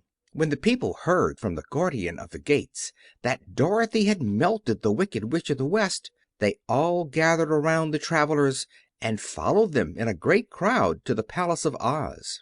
The soldier with the green whiskers was still on guard before the door, but he let them in at once, and they were again met by the beautiful green girl, who showed each of them to their old rooms at once, so they might rest until the great Oz was ready to receive them. The soldier had the news carried straight to Oz that Dorothy and the other travelers had come back again, after destroying the Wicked Witch. But Oz made no reply. They thought the Great Wizard would send for them at once, but he did not. They had no word from him the next day, nor the next, nor the next. The waiting was tiresome and wearing, and at last they grew vexed that Oz should treat them in so poor a fashion, after sending them to undergo hardships and slavery. So the Scarecrow at last asked the green girl to take another message to Oz, saying if he did not let them in to see him at once, they would call the Winged Monkeys to help them, and find out whether he kept his promises or not. When the Wizard was given this message, he was so frightened that he sent word for them to come to the throne room at 4 minutes after 9 o'clock the next morning. He had once met the Winged Monkeys in the Land of the West, and he did not wish to meet them again. The four travelers passed a sleepless night, each thinking of the gift Oz had promised to bestow on him. Dorothy fell asleep only once, and then she dreamed she was in Kansas, where Aunt Em was telling her how glad she was to have her little girl at home again.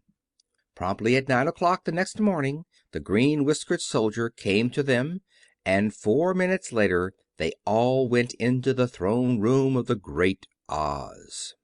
Of course, each one of them expected to see the Wizard in the shape he had taken before, and all were greatly surprised when they looked about and saw no one at all in the room. They kept close to the door and closer to one another, for the stillness of the empty room was more dreadful than any of the forms they had seen Oz take.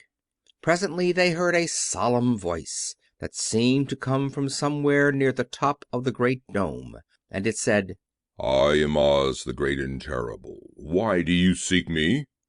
They looked again in every part of the room, and then, seeing no one, Dorothy asked, "Where are you?" "I am everywhere," answered the voice.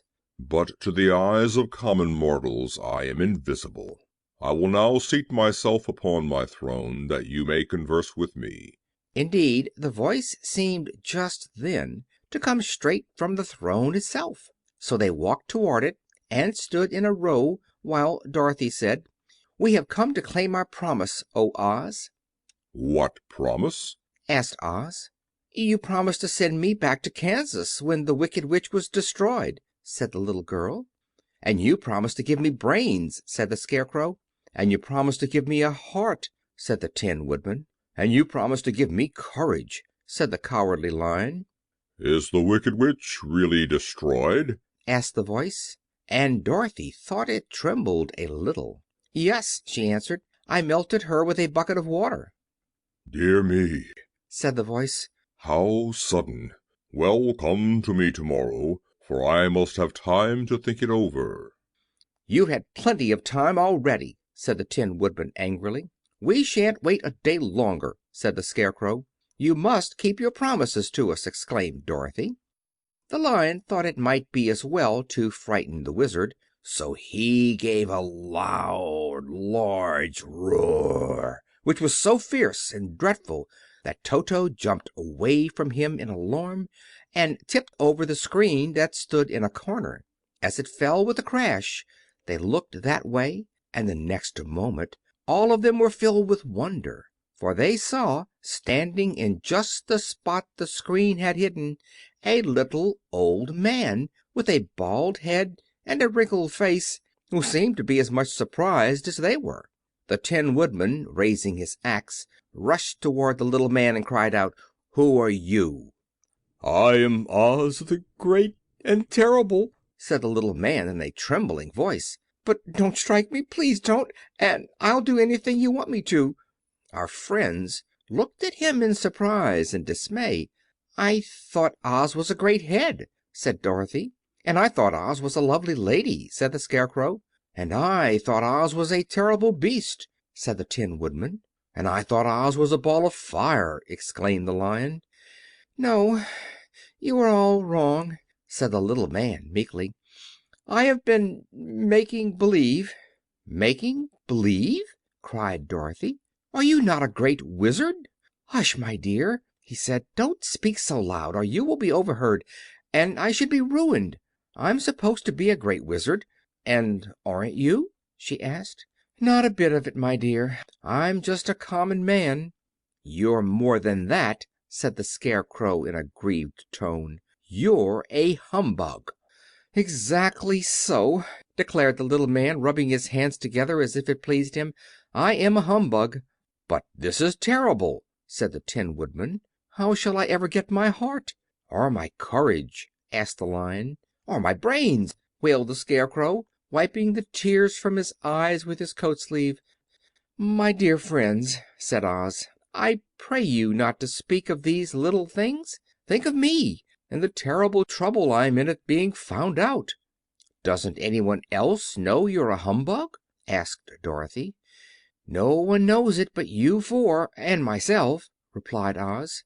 "I have fooled everyone so long that I thought I should never be found out. It was a great mistake, my ever letting you into the throne room. Usually I will not see even my subjects, and so they believe I am something terrible."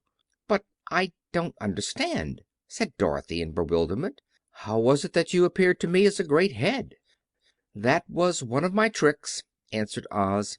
"Step this way, please, and I will tell you all about it." He led the way to a small chamber in the rear of the throne room, and they all followed him. He pointed to one corner, in which lay the great head, made out of many thicknesses of paper, and a carefully painted face. "This I hung from the ceiling by a wire," said Oz. "I stood behind the screen and pulled a thread to make the eyes move and the mouth open." "But how about the voice?" she inquired. "Oh, I am a ventriloquist," said the little man.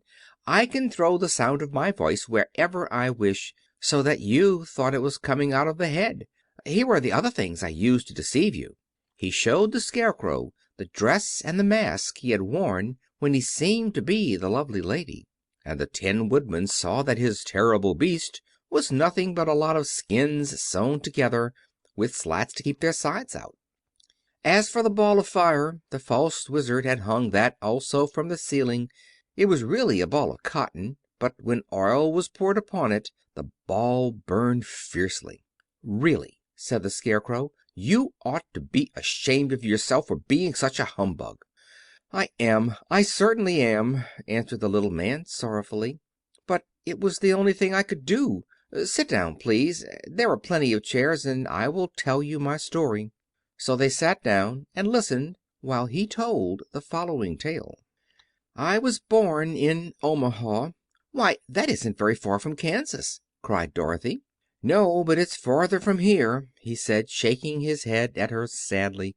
"When I grew up I became a ventriloquist, and at that I was very well trained by a great master. I can imitate any kind of a bird or beast." Here he mewed so like a kitten that Toto pricked up his ears and looked everywhere to see where she was.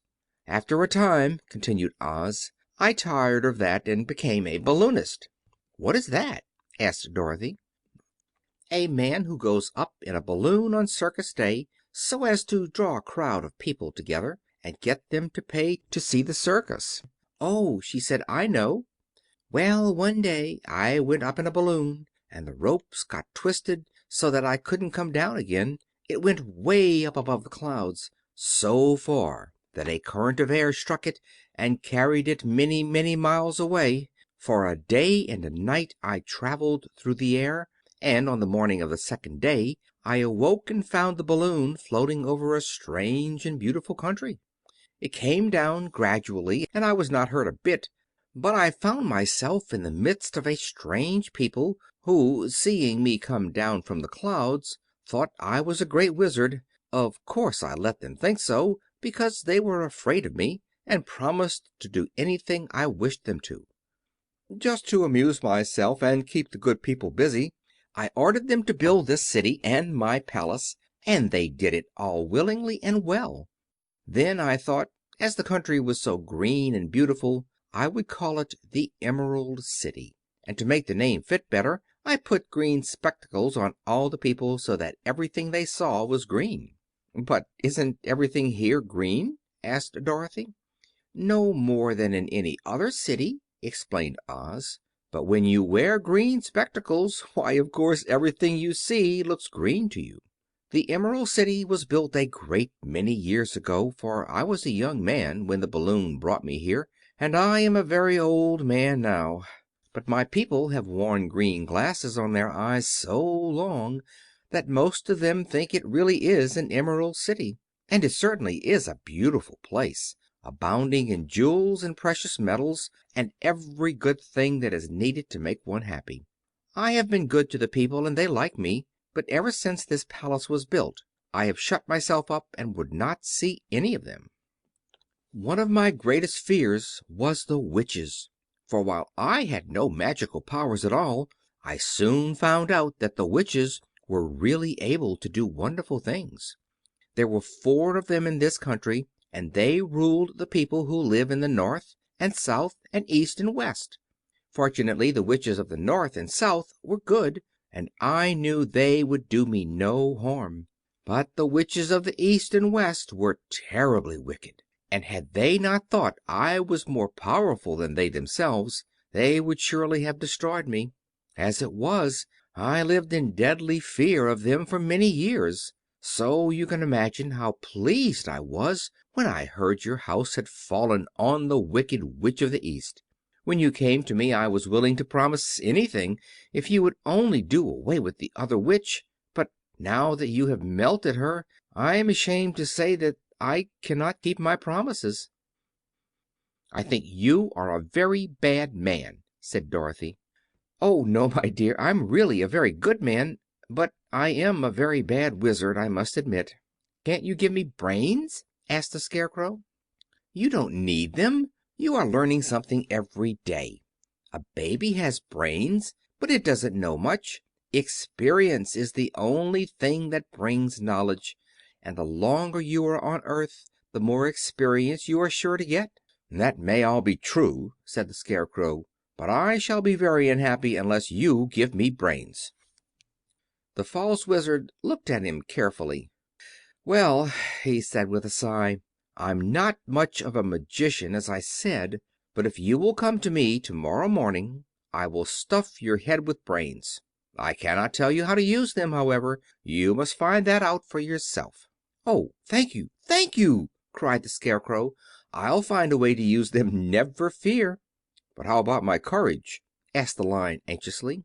"You have plenty of courage, I am sure," answered Oz. "All you need is confidence in yourself. There is no living thing that is not afraid when it faces danger. The true courage is in facing danger when you are afraid, and that kind of courage you have in plenty." "Perhaps I have, but I'm scared just the same," said the Lion. "I shall really be very unhappy unless you give me the sort of courage that makes one forget he is afraid." "Very well, I will give you that sort of courage tomorrow," replied Oz. "How about my heart?" asked the Tin Woodman. "Why, as for that," answered Oz, "I think you are wrong to want a heart. It makes most people unhappy. If you only knew it, you are in luck not to have a heart." "That must be a matter of opinion," said the Tin Woodman. "For my part, I will bear all the unhappiness without a murmur, if you will give me the heart." "Very well," answered Oz meekly. "Come to me tomorrow and you shall have a heart. I have played Wizard for so many years that I may as well continue the part a little longer." "And now," said Dorothy, "how am I to get back to Kansas?" "We'll have to think about that," replied the little man. "Give me 2 or 3 days to consider the matter, and I'll try to find a way to carry you over the desert. In the meantime, you shall all be treated as my guests, and while you live in the palace my people will wait upon you and obey your slightest wish. There is only one thing I ask in return for my help, such as it is. You must keep my secret and tell no one I am a humbug." They agreed to say nothing of what they had learned, and went back to their rooms in high spirits. Even Dorothy had hope that the Great and Terrible Humbug, as she called him, would find a way to send her back to Kansas, and if he did she was willing to forgive him everything. End of chapter 15.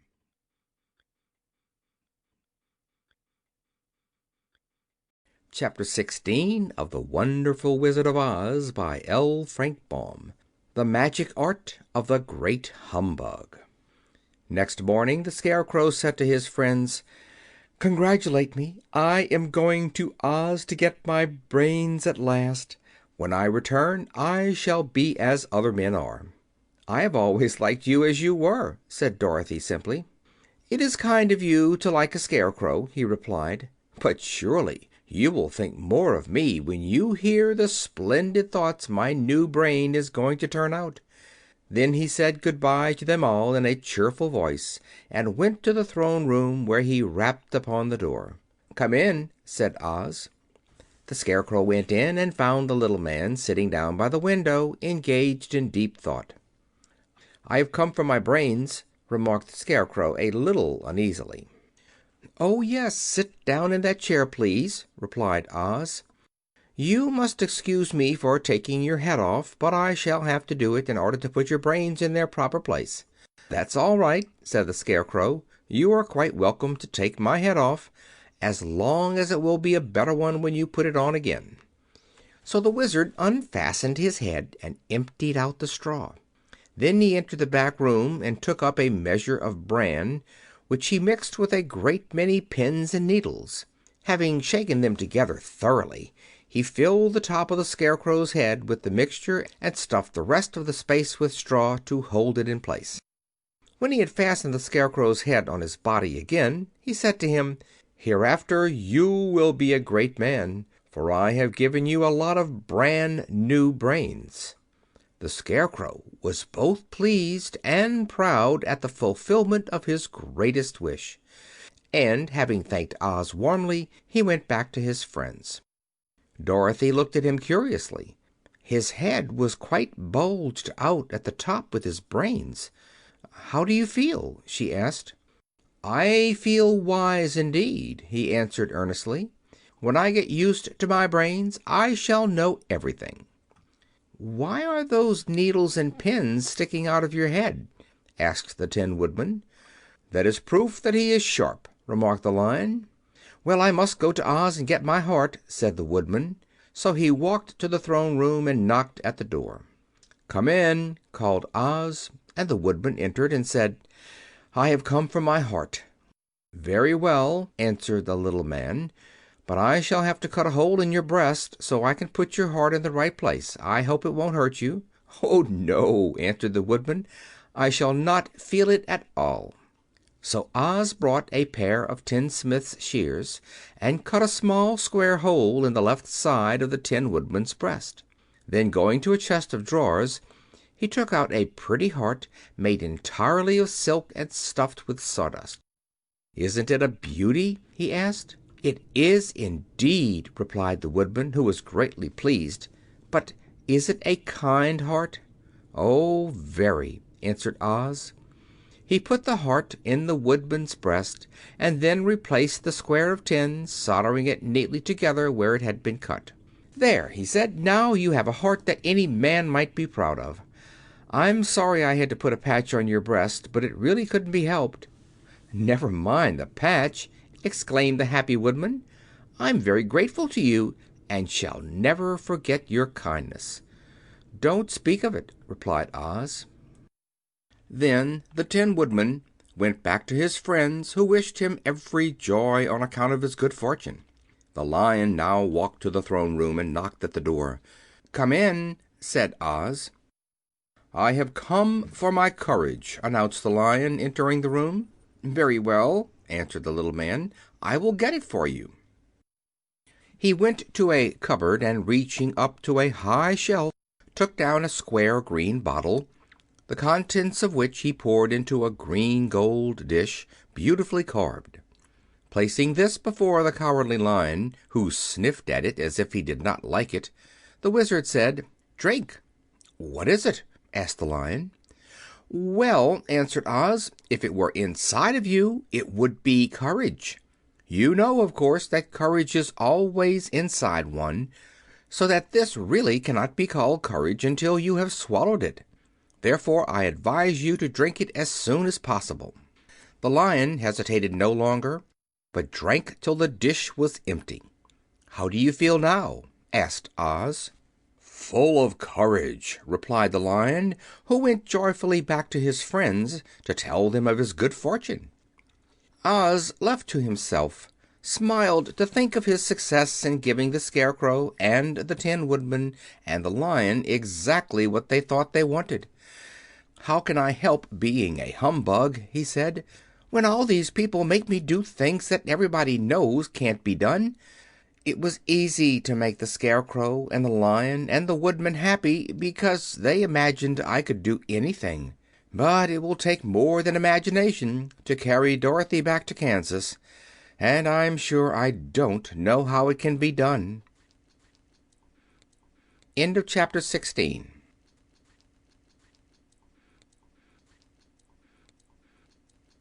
Chapter 17 of The Wonderful Wizard of Oz, by L. Frank Baum. How the Balloon was Launched. For 3 days Dorothy heard nothing from Oz. These were sad days for the little girl, although her friends were all quite happy and contented. The Scarecrow told them there were wonderful thoughts in his head, but he would not say what they were because he knew no one could understand them but himself. When the Tin Woodman walked about, he felt his heart rattling around in his breast, and he told Dorothy he had discovered it to be a kinder and more tender heart than the one he had owned when he was made of flesh. The Lion declared he was afraid of nothing on earth, and would gladly face an army or a dozen of the fierce Kalidahs. Thus each of the little party was satisfied except Dorothy, who longed more than ever to get back to Kansas. On the 4th day, to her great joy, Oz sent for her, and when she entered the throne room he greeted her pleasantly. "Sit down, my dear. I think I have found the way to get you out of this country." "And back to Kansas?" she asked eagerly. "Well, I'm not sure about Kansas," said Oz, "for I haven't the faintest notion which way it lies. But the first thing to do is to cross the desert, and then it should be easy to find your way home." "How can I cross the desert?" she inquired. "Well, I'll tell you what I think," said the little man. "You see, when I came to this country it was in a balloon. You also came through the air, being carried by a cyclone. So I believe the best way to get across the desert will be through the air. Now, it is quite beyond my powers to make a cyclone, but I've been thinking the matter over, and I believe I can make a balloon." "How?" asked Dorothy. "A balloon," said Oz, "is made of silk, which is coated with glue to keep the gas in. I have plenty of silk in the palace, so it will be no trouble to make the balloon. But in all this country there is no gas to fill the balloon with to make it float." "If it won't float," remarked Dorothy, "it will be of no use to us." "True," answered Oz, But there is another way to make it float, which is to fill it with hot air. Hot air isn't as good as gas, for if the air should get cold the balloon would come down in the desert and we should be lost." "We!" exclaimed the girl. "Are you going with me?" "Yes, of course," replied Oz. "I am tired of being such a humbug. If I should go out of this palace my people would soon discover I am not a Wizard, and then they would be vexed with me for having deceived them. So I have to stay shut up in these rooms all day, and it gets tiresome. I'd much rather go back to Kansas with you and be in a circus again." "I shall be glad to have your company," said Dorothy. "Thank you," he answered. "Now, if you will help me sew the silk together, we will begin to work on our balloon." So Dorothy took a needle and thread, and as fast as Oz cut the strips of silk into proper shape the girls sewed them neatly together. First there was a strip of light green silk, then a strip of dark green, and then a strip of emerald green, for Oz had a fancy to make the balloon in different shades of the color about them. It took 3 days to sew all the strips together, but when it was finished they had a big bag of green silk more than 20 feet long. Then Oz painted it on the inside with a coat of thin glue to make it airtight, after which he announced that the balloon was ready. "But we must have a basket to ride in," he said. So he sent the soldier with the green whiskers for a big clothes basket, which he fastened with many ropes to the bottom of the balloon. When it was all ready, Oz sent word to his people that he was going to make a visit to a great brother Wizard who lived in the clouds. The news spread rapidly throughout the city, and everyone came to see the wonderful sight. Oz ordered the balloon carried out in front of the palace, and the people gazed upon it with much curiosity. The Tin Woodman had chopped a big pile of wood, and now he made a fire of it, and Oz held the bottom of the balloon over the fire so that the hot air that arose from it would be caught in the silken bag. Gradually the balloon swelled out and rose into the air until finally the basket just touched the ground. Then Oz got into the basket and said to all the people in a loud voice: "I am now going away to make a visit. While I am gone the Scarecrow will rule over you. I command you to obey him as you would me." The balloon was by this time tugging hard at the rope that held it to the ground, for the air within it was hot, and this made it so much lighter in weight than the air without that it pulled hard to rise into the sky.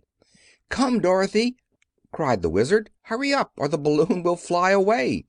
"I can't find Toto anywhere," replied Dorothy, who did not wish to leave her little dog behind. Toto had run into the crowd to bark at a kitten, and Dorothy at last found him. She picked him up and ran towards the balloon. She was within a few steps of it, and Oz was holding out his hands to help her into the basket when crack went the ropes, and the balloon rose into the air without her. "Come back!" she screamed. "I want to go too." "I can't come back, my dear," called Oz from the basket. "Goodbye!"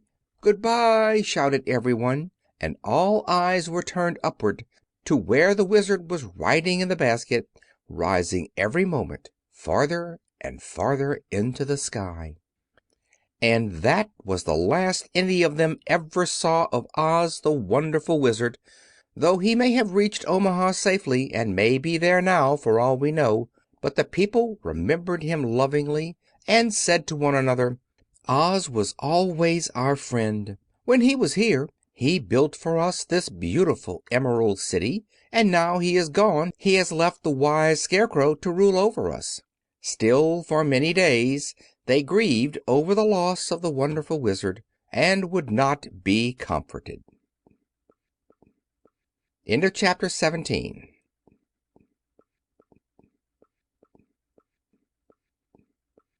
Chapter 18 of The Wonderful Wizard of Oz by L. Frank Baum.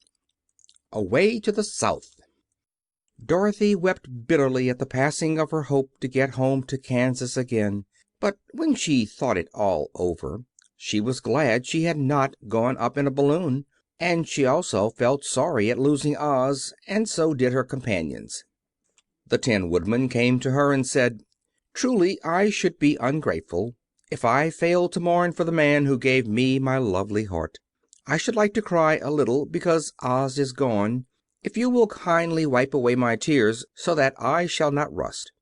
"With pleasure," she answered, and brought a towel at once. Then the Tin Woodman wept for several minutes, and she watched the tears carefully and wiped them away with the towel. When he had finished he thanked her kindly and oiled himself thoroughly with his jeweled oil can to guard against mishap. The Scarecrow was now the ruler of the Emerald City, and although he was not a wizard, the people were proud of him. For, they said, there is not another city in all the world that is ruled by a stuffed man. And, so far as they knew, they were quite right. The morning after the balloon had gone up with Oz, the four travelers met in the throne room and talked matters over. The Scarecrow sat in the big throne, and the others stood respectfully before him. "We are not so unlucky," said the new ruler, "for this palace and the Emerald City belong to us, and we can do just as we please. When I remember that a short time ago I was up on a pole in a farmer's cornfield, and that now I am the ruler of this beautiful city, I am quite satisfied with my lot." "I also," said the Tin Woodman, "am well pleased with my new heart. And really that was the only thing I wished in all the world. For my part, I am content in knowing that I am as brave as any beast that ever lived, if not braver," said the Lion modestly. "If Dorothy would only be contented to live in the Emerald City," continued the Scarecrow, "we might all be happy together." "But I don't want to live here," cried Dorothy. "I want to go to Kansas and live with Aunt Em and Uncle Henry." "Well, then, what can be done?" inquired the Woodman. The Scarecrow decided to think, and he thought so hard that the pins and needles began to stick out of his brains. Finally he said, "Why not call the Winged Monkeys and ask them to carry you over the desert?" "I never thought of that," said Dorothy joyfully. "It is just the thing. I'll go at once for the Golden Cap." When she brought it into the throne room she spoke the magic words, and soon the band of Winged Monkeys flew in through the open window and stood beside her. "This is the second time you have called us," said the Monkey King, bowing before the little girl. "What do you wish?" "I want you to fly with me to Kansas," said Dorothy. But the Monkey King shook his head. "That cannot be done," he said. "We belong to this country alone, and cannot leave it. There has never been a winged monkey in Kansas yet, and I suppose there never will be, for they don't belong there. We shall be glad to serve you in any way in our power, but we cannot cross the desert. Goodbye." And with another bow the Monkey King spread his wings and flew away through the window, followed by all his band. Dorothy was ready to cry with disappointment. "I have wasted the charm of the Golden Cap to no purpose," she said, "for the Winged Monkeys cannot help me." "It is certainly too bad," said the tender-hearted Woodman. The Scarecrow was thinking again, and his head bulged out so horribly that Dorothy feared it would burst. "Let us call in the soldier with the green whiskers," he said, "and ask his advice." So the soldier was summoned, and entered the throne room timidly, for while Oz was alive he never was allowed to come farther than the door. "This little girl," said the Scarecrow to the soldier, "wishes to cross the desert. How can she do so?" "I cannot tell," answered the soldier, "for nobody has ever crossed the desert, unless it is Oz himself." "Is there no one who can help me?" asked Dorothy earnestly. "Glinda might," he suggested. "Who is Glinda?" inquired the Scarecrow. "The Witch of the South. She is the most powerful of all the witches, and rules over the Quadlings. Besides, her castle stands on the edge of the desert, so she may know a way to cross it." "Glinda is a good witch, isn't she?" asked the child. "The Quadlings think she is good," said the soldier, "and she is kind to everyone. I have heard that Glinda is a beautiful woman who knows how to keep young in spite of the many years she has lived." "How can I get to her castle?" asked Dorothy. "The road is straight to the south," he answered, "but it is said to be full of dangers to travelers. There are wild beasts in the woods, and a race of queer men who do not like strangers to cross their country. For this reason none of the Quadlings ever come to the Emerald City." The soldier then left them, and the Scarecrow said, "It seems, in spite of dangers, that the best thing Dorothy can do is to travel to the land of the South and ask Glinda to help her. For, of course, if Dorothy stays here she will never get back to Kansas." "You must have been thinking again," remarked the Tin Woodman. "I have," said the Scarecrow.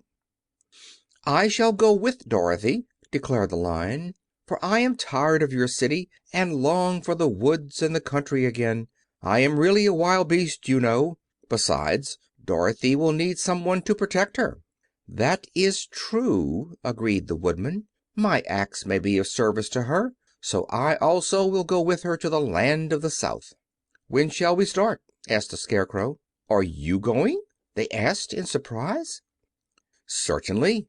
If it wasn't for Dorothy I should never have had brains. She lifted me from the pole in the cornfield and brought me to the Emerald City. So my good luck is all due to her, and I shall never leave her until she starts back to Kansas for good and all." "Thank you," said Dorothy gratefully. "You are all very kind to me, but I should like to start as soon as possible." "We shall go tomorrow morning," returned the Scarecrow. "So now let us all get ready, for it will be a long journey."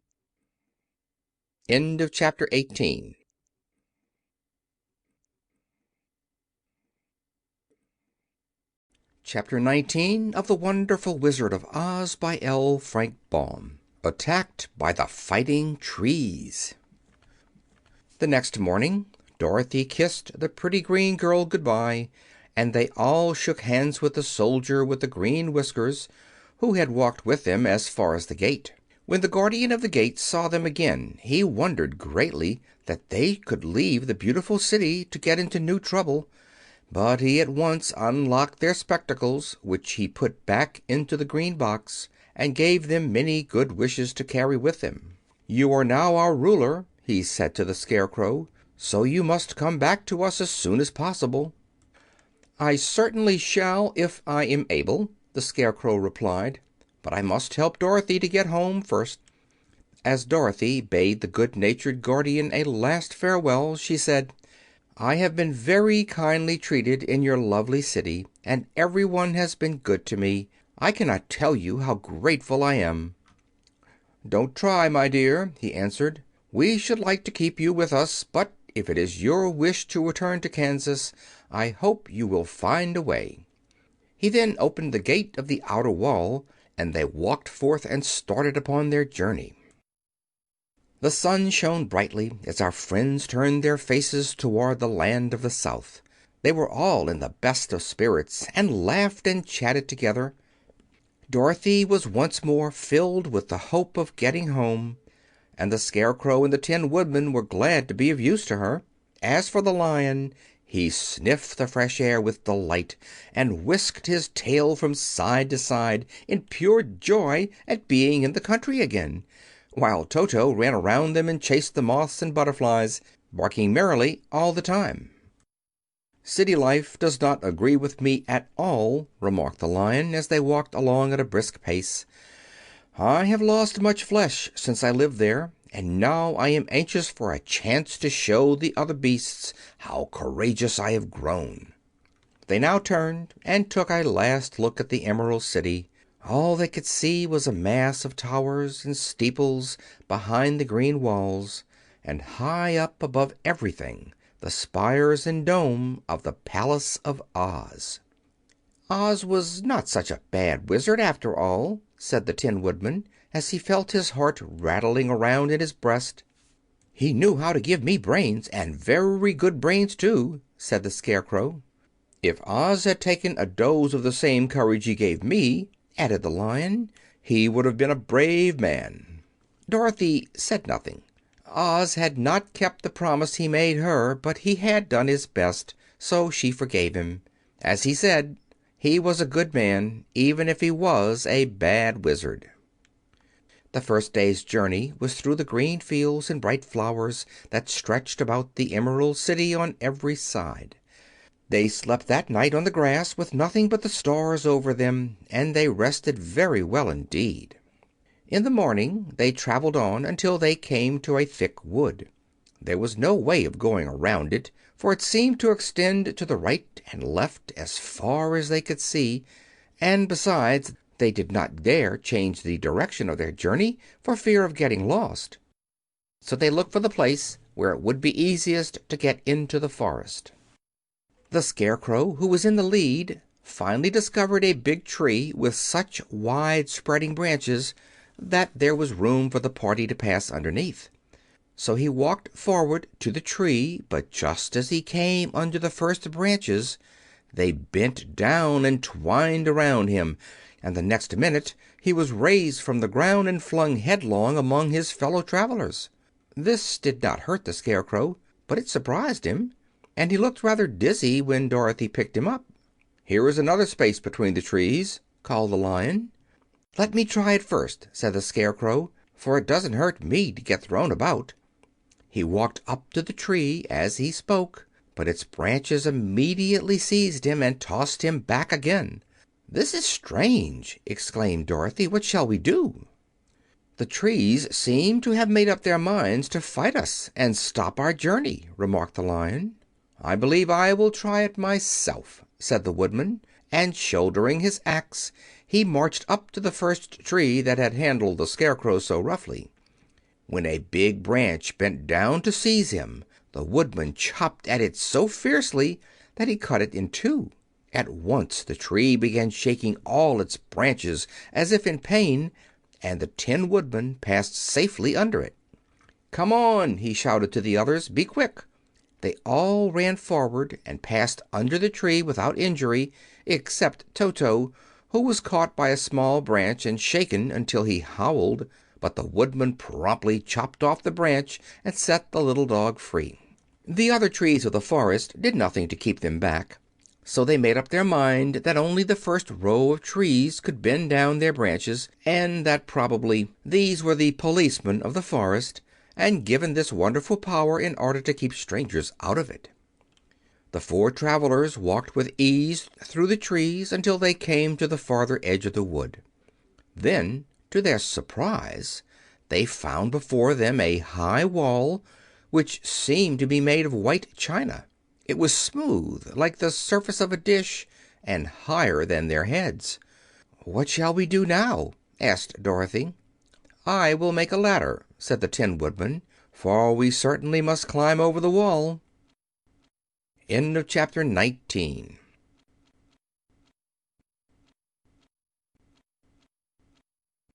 Chapter 20 of The Wonderful Wizard of Oz by L. Frank Baum.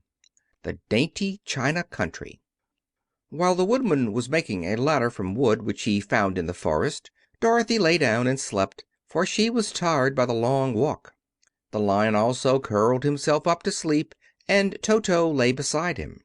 The Scarecrow watched the Woodman while he worked, and said to him, "I cannot think why this wall is here, nor what it is made of."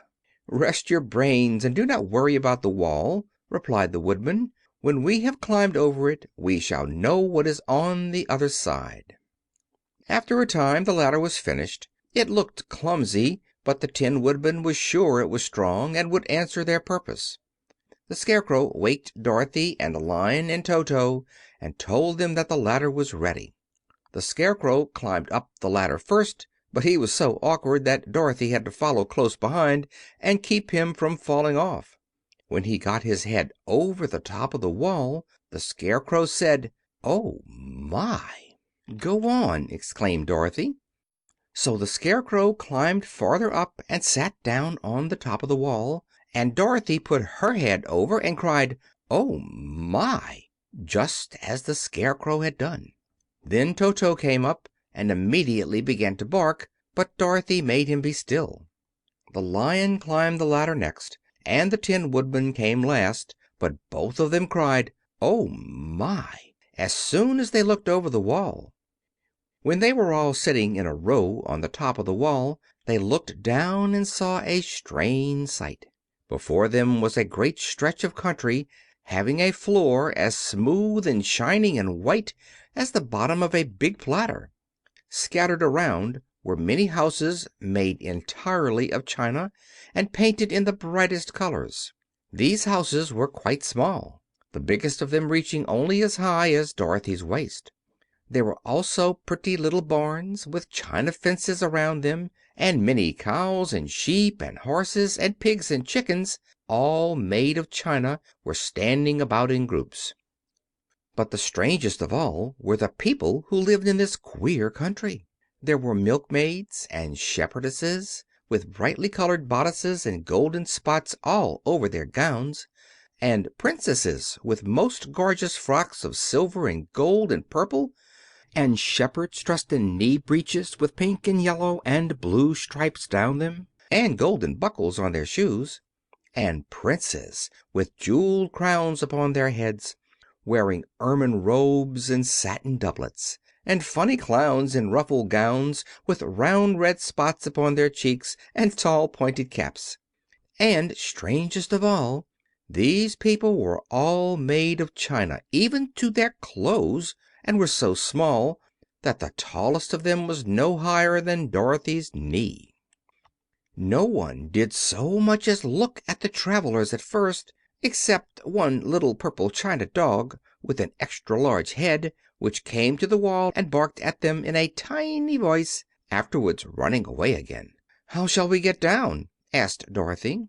They found the ladder so heavy they could not pull it up, so the Scarecrow fell off the wall, and the others jumped down upon him so that the hard floor would not hurt their feet. Of course they took pains not to light on his head and get the pins in their feet. When all were safely down they picked up the Scarecrow, whose body was quite flattened out, and patted his straw into shape again. "We must cross this strange place in order to get to the other side," said Dorothy, "for it would be unwise for us to go any other way except due south." They began walking through the country of the china people, and the first thing they came to was a china milkmaid milking a china cow. As they drew near, the cow suddenly gave a kick and kicked over the stool, the pail, and even the milkmaid herself, and all fell on the china ground with a great clatter. Dorothy was shocked to see that the cow had broken her leg off, and that the pail was lying in several small pieces, while the poor milkmaid had a nick in her left elbow. There!" cried the milkmaid angrily. "See what you have done. My cow has broken her leg, and I must take her to the mender's shop and have it glued on again. What do you mean by coming here and frightening my cow?" "I'm very sorry," returned Dorothy. "Please forgive us." But the pretty milkmaid was much too vexed to make an answer. She picked up the leg sulkily and led her cow away, the poor animal limping on 3 legs. As she left them, the milkmaid cast many reproachful glances over her shoulder at the clumsy strangers, holding her nicked elbow close to her side. Dorothy was quite grieved at this mishap. "We must be very careful here," said the kind-hearted Woodman, "or we may hurt these pretty little people so they will never get over it." A little farther on Dorothy met a most beautifully dressed young princess, who stopped short as she saw the strangers and started to run away. Dorothy wanted to see more of the Princess, so she ran after her, but the china girl cried out, "Don't chase me! Don't chase me!" She had such a frightened little voice that Dorothy stopped and said, "Why not?" "Because," answered the Princess, also stopping a safe distance away, "if I run I may fall down and break myself." "But could you not be mended?" asked the girl. "Oh, yes, but one is never so pretty after being mended, you know," replied the Princess. "I suppose not," said Dorothy. "Now there is Mr. Joker, one of our clowns," continued the china lady, "who is always trying to stand upon his head. He has broken himself so often that he is mended in 100 places and doesn't look at all pretty. Here he comes now, so you can see for yourself." Indeed, a jolly little clown came walking toward them, and Dorothy could see that in spite of his pretty clothes of red and yellow and green, he was completely covered with cracks, running every which way and showing plainly that he had been mended in many places. The Clown put his hands in his pockets, and after puffing out his cheeks and nodding his head at them saucily, he said, "My lady fair, why do you stare at poor old Mr. Joker? You're quite as stiff and prim as if you'd eaten up a poker." "Be quiet, sir," said the Princess. "Can't you see these are strangers and should be treated with respect?" "Well, that's respect, I expect," declared the Clown, and immediately stood upon his head. "Don't mind Mr. Joker," said the Princess to Dorothy. "He is considerably cracked in his head, and that makes him foolish." "Oh, I don't mind him a bit," said Dorothy. "But you are so beautiful," she continued, "that I am sure I could love you dearly. Won't you let me carry you back to Kansas and stand you on Aunt Em's mantel? I could carry you in my basket." "That would make me very unhappy," answered the China Princess. "You see, here in our country we live contentedly and can talk and move around as we please, but whenever any of us are taken away our joints at once stiffen and we can only stand straight and look pretty. Of course, that is all that is expected of us when we are on mantels and cabinets and drawing room tables, but our lives are much pleasanter here in our own country." "I would not make you unhappy for all the world!" exclaimed Dorothy. "So I'll just say good bye." "Goodbye," replied the Princess. They walked carefully through the China country. The little animals and all the people scampered out of their way, fearing the strangers would break them, and after an hour or so the travelers reached the other side of the country and came to another China wall. It was not so high as the first, however, and by standing upon the Lion's back they all managed to scramble to the top. Then the Lion gathered his legs under him and jumped on the wall, but just as he jumped he upset a china church with his tail and smashed it all to pieces. "That was too bad," said Dorothy, "but really I think we were lucky in not doing these little people more harm than breaking a cow's leg and a church. They are all so brittle." "They are, indeed," said the Scarecrow, "and I am thankful I am made of straw and cannot be easily damaged. There are worse things in the world than being a scarecrow." End of chapter 20.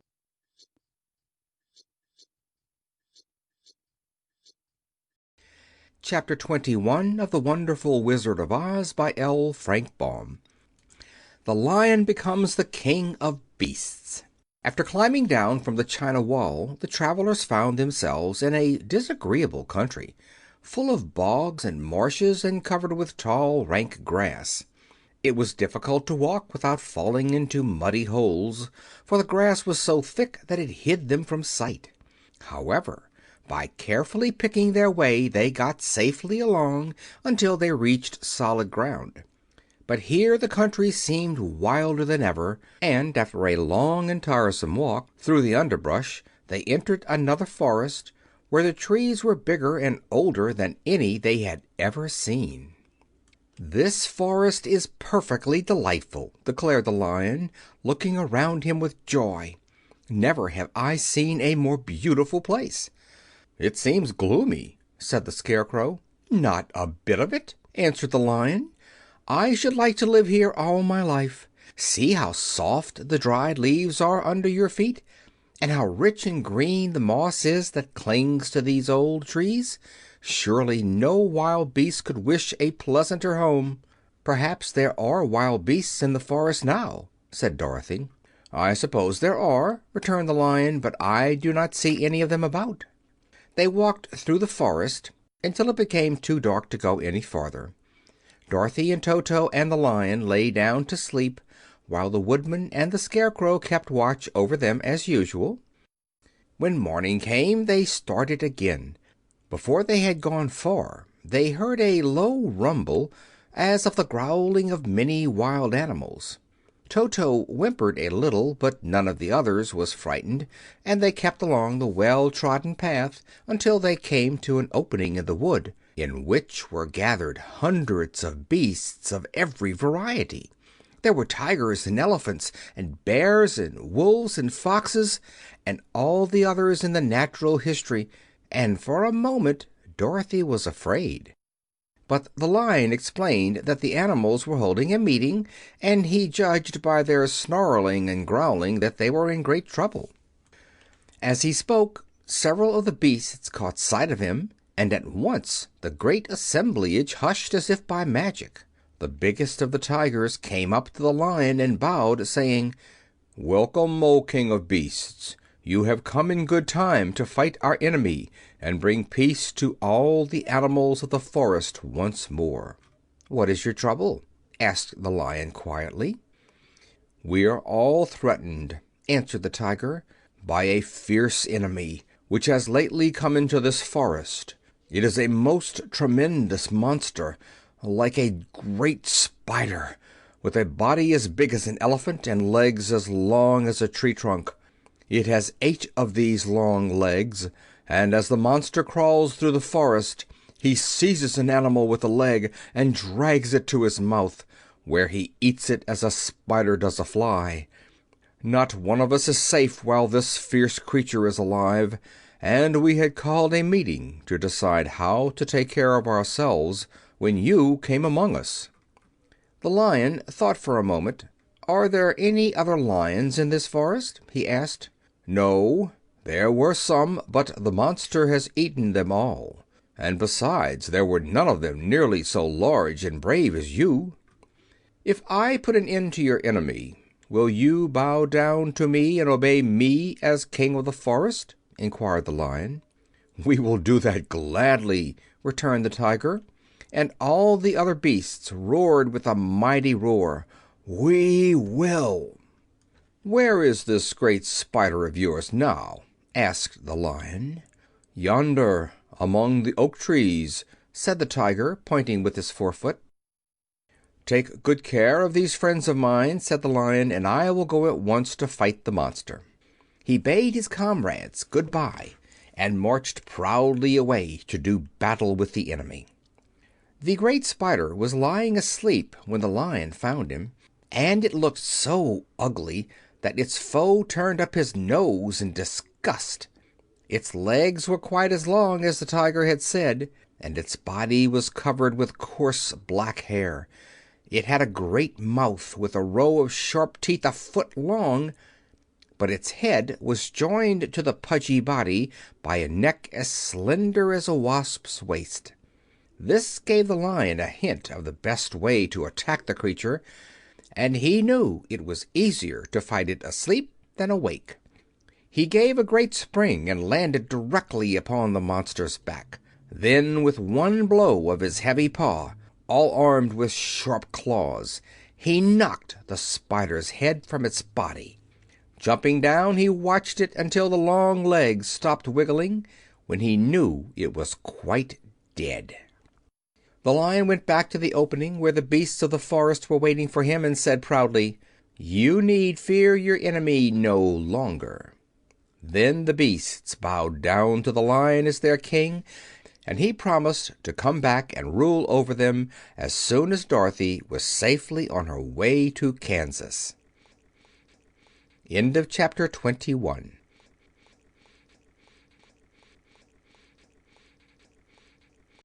Chapter 22 of The Wonderful Wizard of Oz by L. Frank Baum.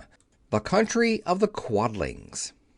The 4 travelers passed through the rest of the forest in safety, and when they came out from its gloom saw before them a steep hill, covered from top to bottom with great pieces of rock. "That will be a hard climb," said the Scarecrow, "but we must get over the hill, nevertheless." So he led the way, and the others followed. They had nearly reached the first rock when they heard a rough voice cry out, "Keep back!" "Who are you?" asked the Scarecrow. Then a head showed itself over the rock, and the same voice said, "This hill belongs to us, and we don't allow anyone to cross it." "But we must cross it," said the Scarecrow. "We're going to the country of the Quadlings." "But you shall not," replied the voice, and there stepped from behind the rock the strangest man the travelers had ever seen. He was quite short and stout, and had a big head, which was flat at the top and supported by a thick neck full of wrinkles. But he had no arms at all, and seeing this, the Scarecrow did not fear that so helpless a creature could prevent them from climbing the hill. So he said, "I'm sorry not to do as you wish, but we must pass over the hill whether you like it or not," and he walked boldly forward. As quick as lightning the man's head shot forward, and his neck stretched out until the top of the head, where it was flat, struck the Scarecrow in the middle and sent him tumbling over and over down the hill. Almost as quickly as it came, the head went back to the body, and the man laughed harshly as he said, "It isn't as easy as you think." A chorus of boisterous laughter came from the other rocks, and Dorothy saw hundreds of the armless hammerheads upon the hillside, one behind every rock. The Lion became quite angry at the laughter caused by the Scarecrow's mishap, and giving a loud roar that echoed like thunder, he dashed up the hill. Again a head shot swiftly out, and the great Lion went rolling down the hill as if he had been struck by a cannon ball. Dorothy ran down and helped the Scarecrow to his feet, and the Lion came up to her feeling rather bruised and sore, and said, "It is useless to fight people with shooting heads. No one can withstand them." "What then can we do?" she asked. "Call the Winged Monkeys," suggested the Tin Woodman. "You still have the right to command them once more." "Very well," she answered, and putting on the golden cap, she uttered the magic words. The monkeys were as prompt as ever, and in a few moments the entire band stood before her. "What are your commands?" inquired the King of the Monkeys, bowing low. "Carry us over the hill to the country of the Quadlings," answered the girl. "It shall be done," said the King, and at once the Winged Monkeys caught the four travelers and Toto up in their arms and flew away with them. As they passed over the hill, the hammerheads yelled with vexation and shot their heads high in the air, but they could not reach the Winged Monkeys, which carried Dorothy and her comrades safely over the hill and set them down in the beautiful country of the Quadlings. "This is the last time you can summon us," said the leader to Dorothy, "so goodbye and good luck to you." "Goodbye, and thank you very much," returned the girl, and the monkeys rose into the air and were out of sight in a twinkling. The country of the Quadlings seemed rich and happy. There was field upon field of ripening grain, with well-paved roads running between, and pretty rippling brooks with strong bridges across them. The fences and houses and bridges were all painted bright red, just as they had been painted yellow in the country of the Winkies and blue in the country of the Munchkins. The Quadlings themselves, who were short and fat and looked chubby and good-natured, were dressed all in red, which showed bright against the green grass and the yellowing grain. The Monkeys had set them down near a farmhouse, and the four travelers walked up to it and knocked at the door. It was opened by the farmer's wife, and when Dorothy asked for something to eat, the woman gave them all a good dinner, with 3 kinds of cake and 4 kinds of cookies and a bowl of milk for Toto. "How far is it to the castle of Glinda?" asked the child. "It is not a great way," answered the farmer's wife. "Take the road to the south, and you will soon reach it." Thanking the good woman, they started afresh and walked by the fields and across the pretty bridges until they saw before them a very beautiful castle. Before the gates were 3 young girls, dressed in handsome red uniforms trimmed with gold braid, and as Dorothy approached, one of them said to her, "Why have you come to the South Country?" "To see the good witch who rules here," she answered. "Will you take me to her?" "Let me have your name, and I will ask Glinda if she will receive you." They told who they were, and the girl soldier went into the castle. After a few moments she came back to say that Dorothy and the others were to be admitted at once. End of chapter 22.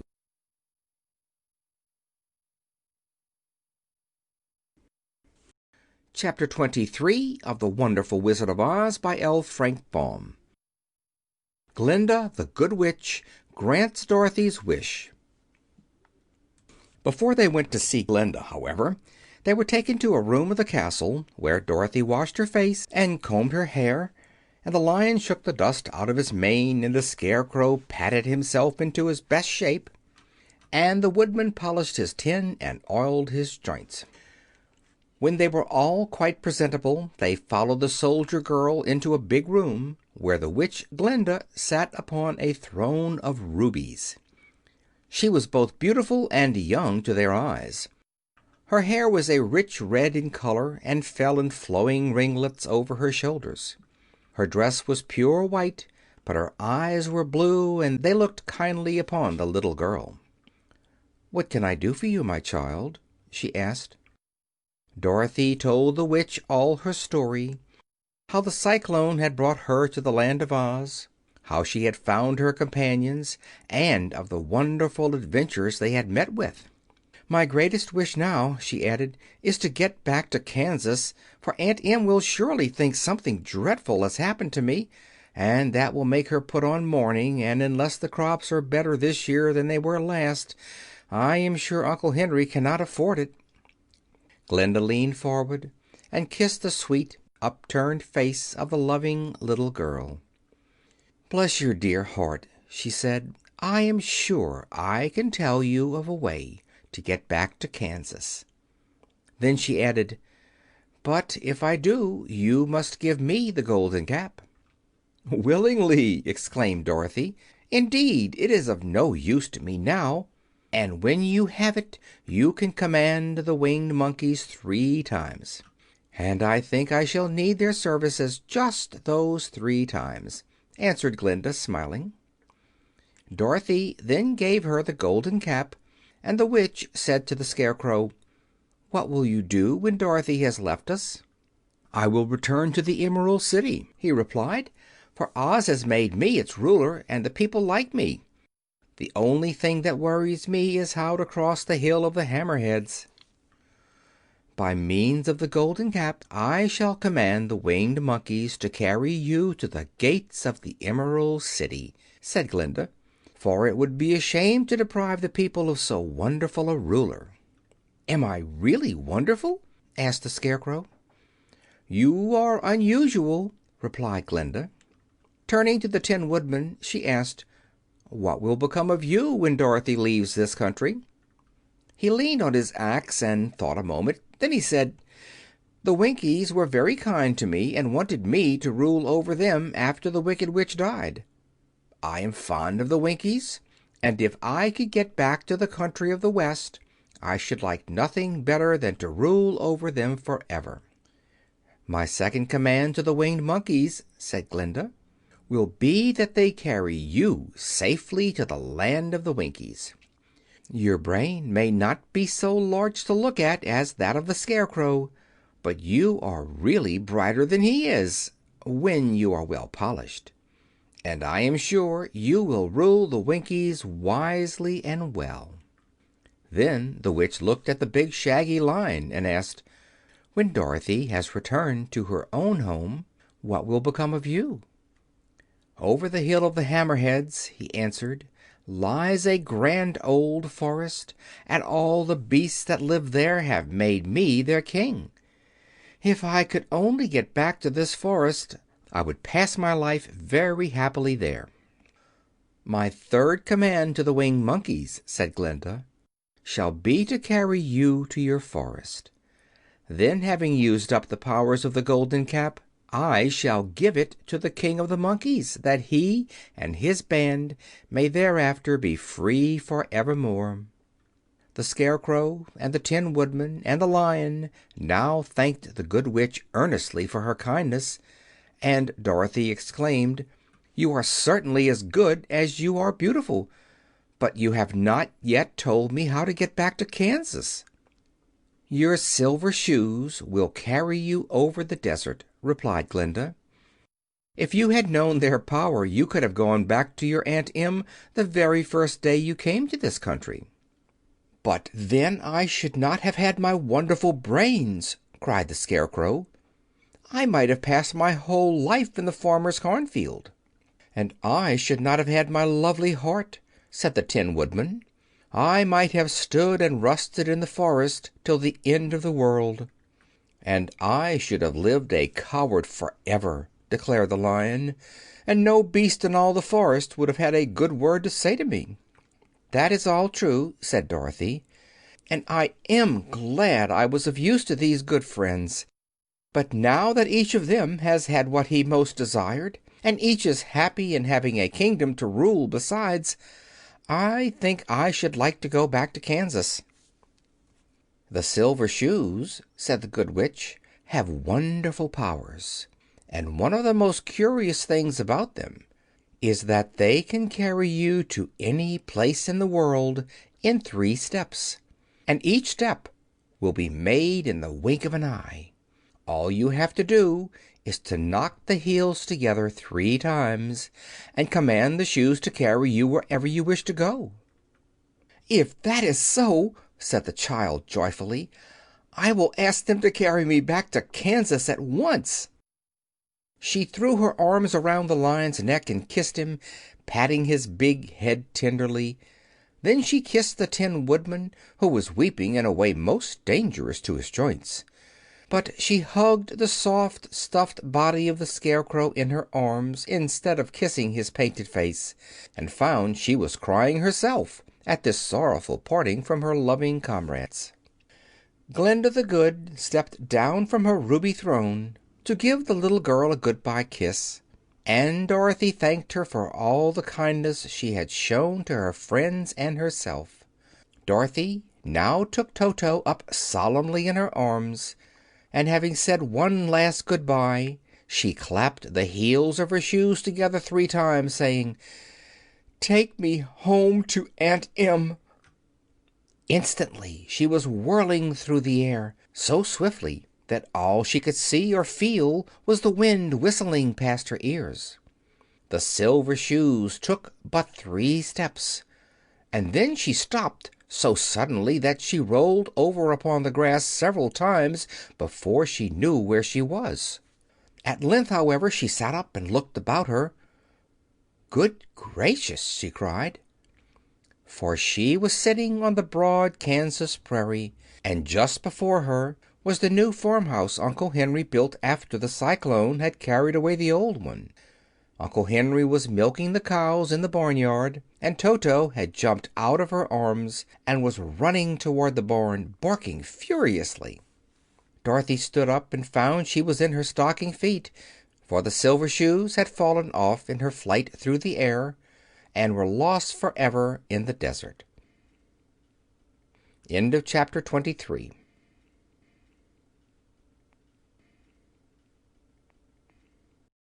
Chapter 24 of The Wonderful Wizard of Oz by L. Frank Baum. Home again. Aunt Em had just come out of the house to water the cabbages when she looked up and saw Dorothy running toward her. "My darling child!" she cried, folding the little girl in her arms and covering her face with kisses. "Where in the world did you come from?" "From the Land of Oz," said Dorothy gravely. "And here is Toto, too. And oh, Aunt Em, I'm so glad to be home again." End of chapter 24. End of The Wonderful Wizard of Oz by L. Frank Baum.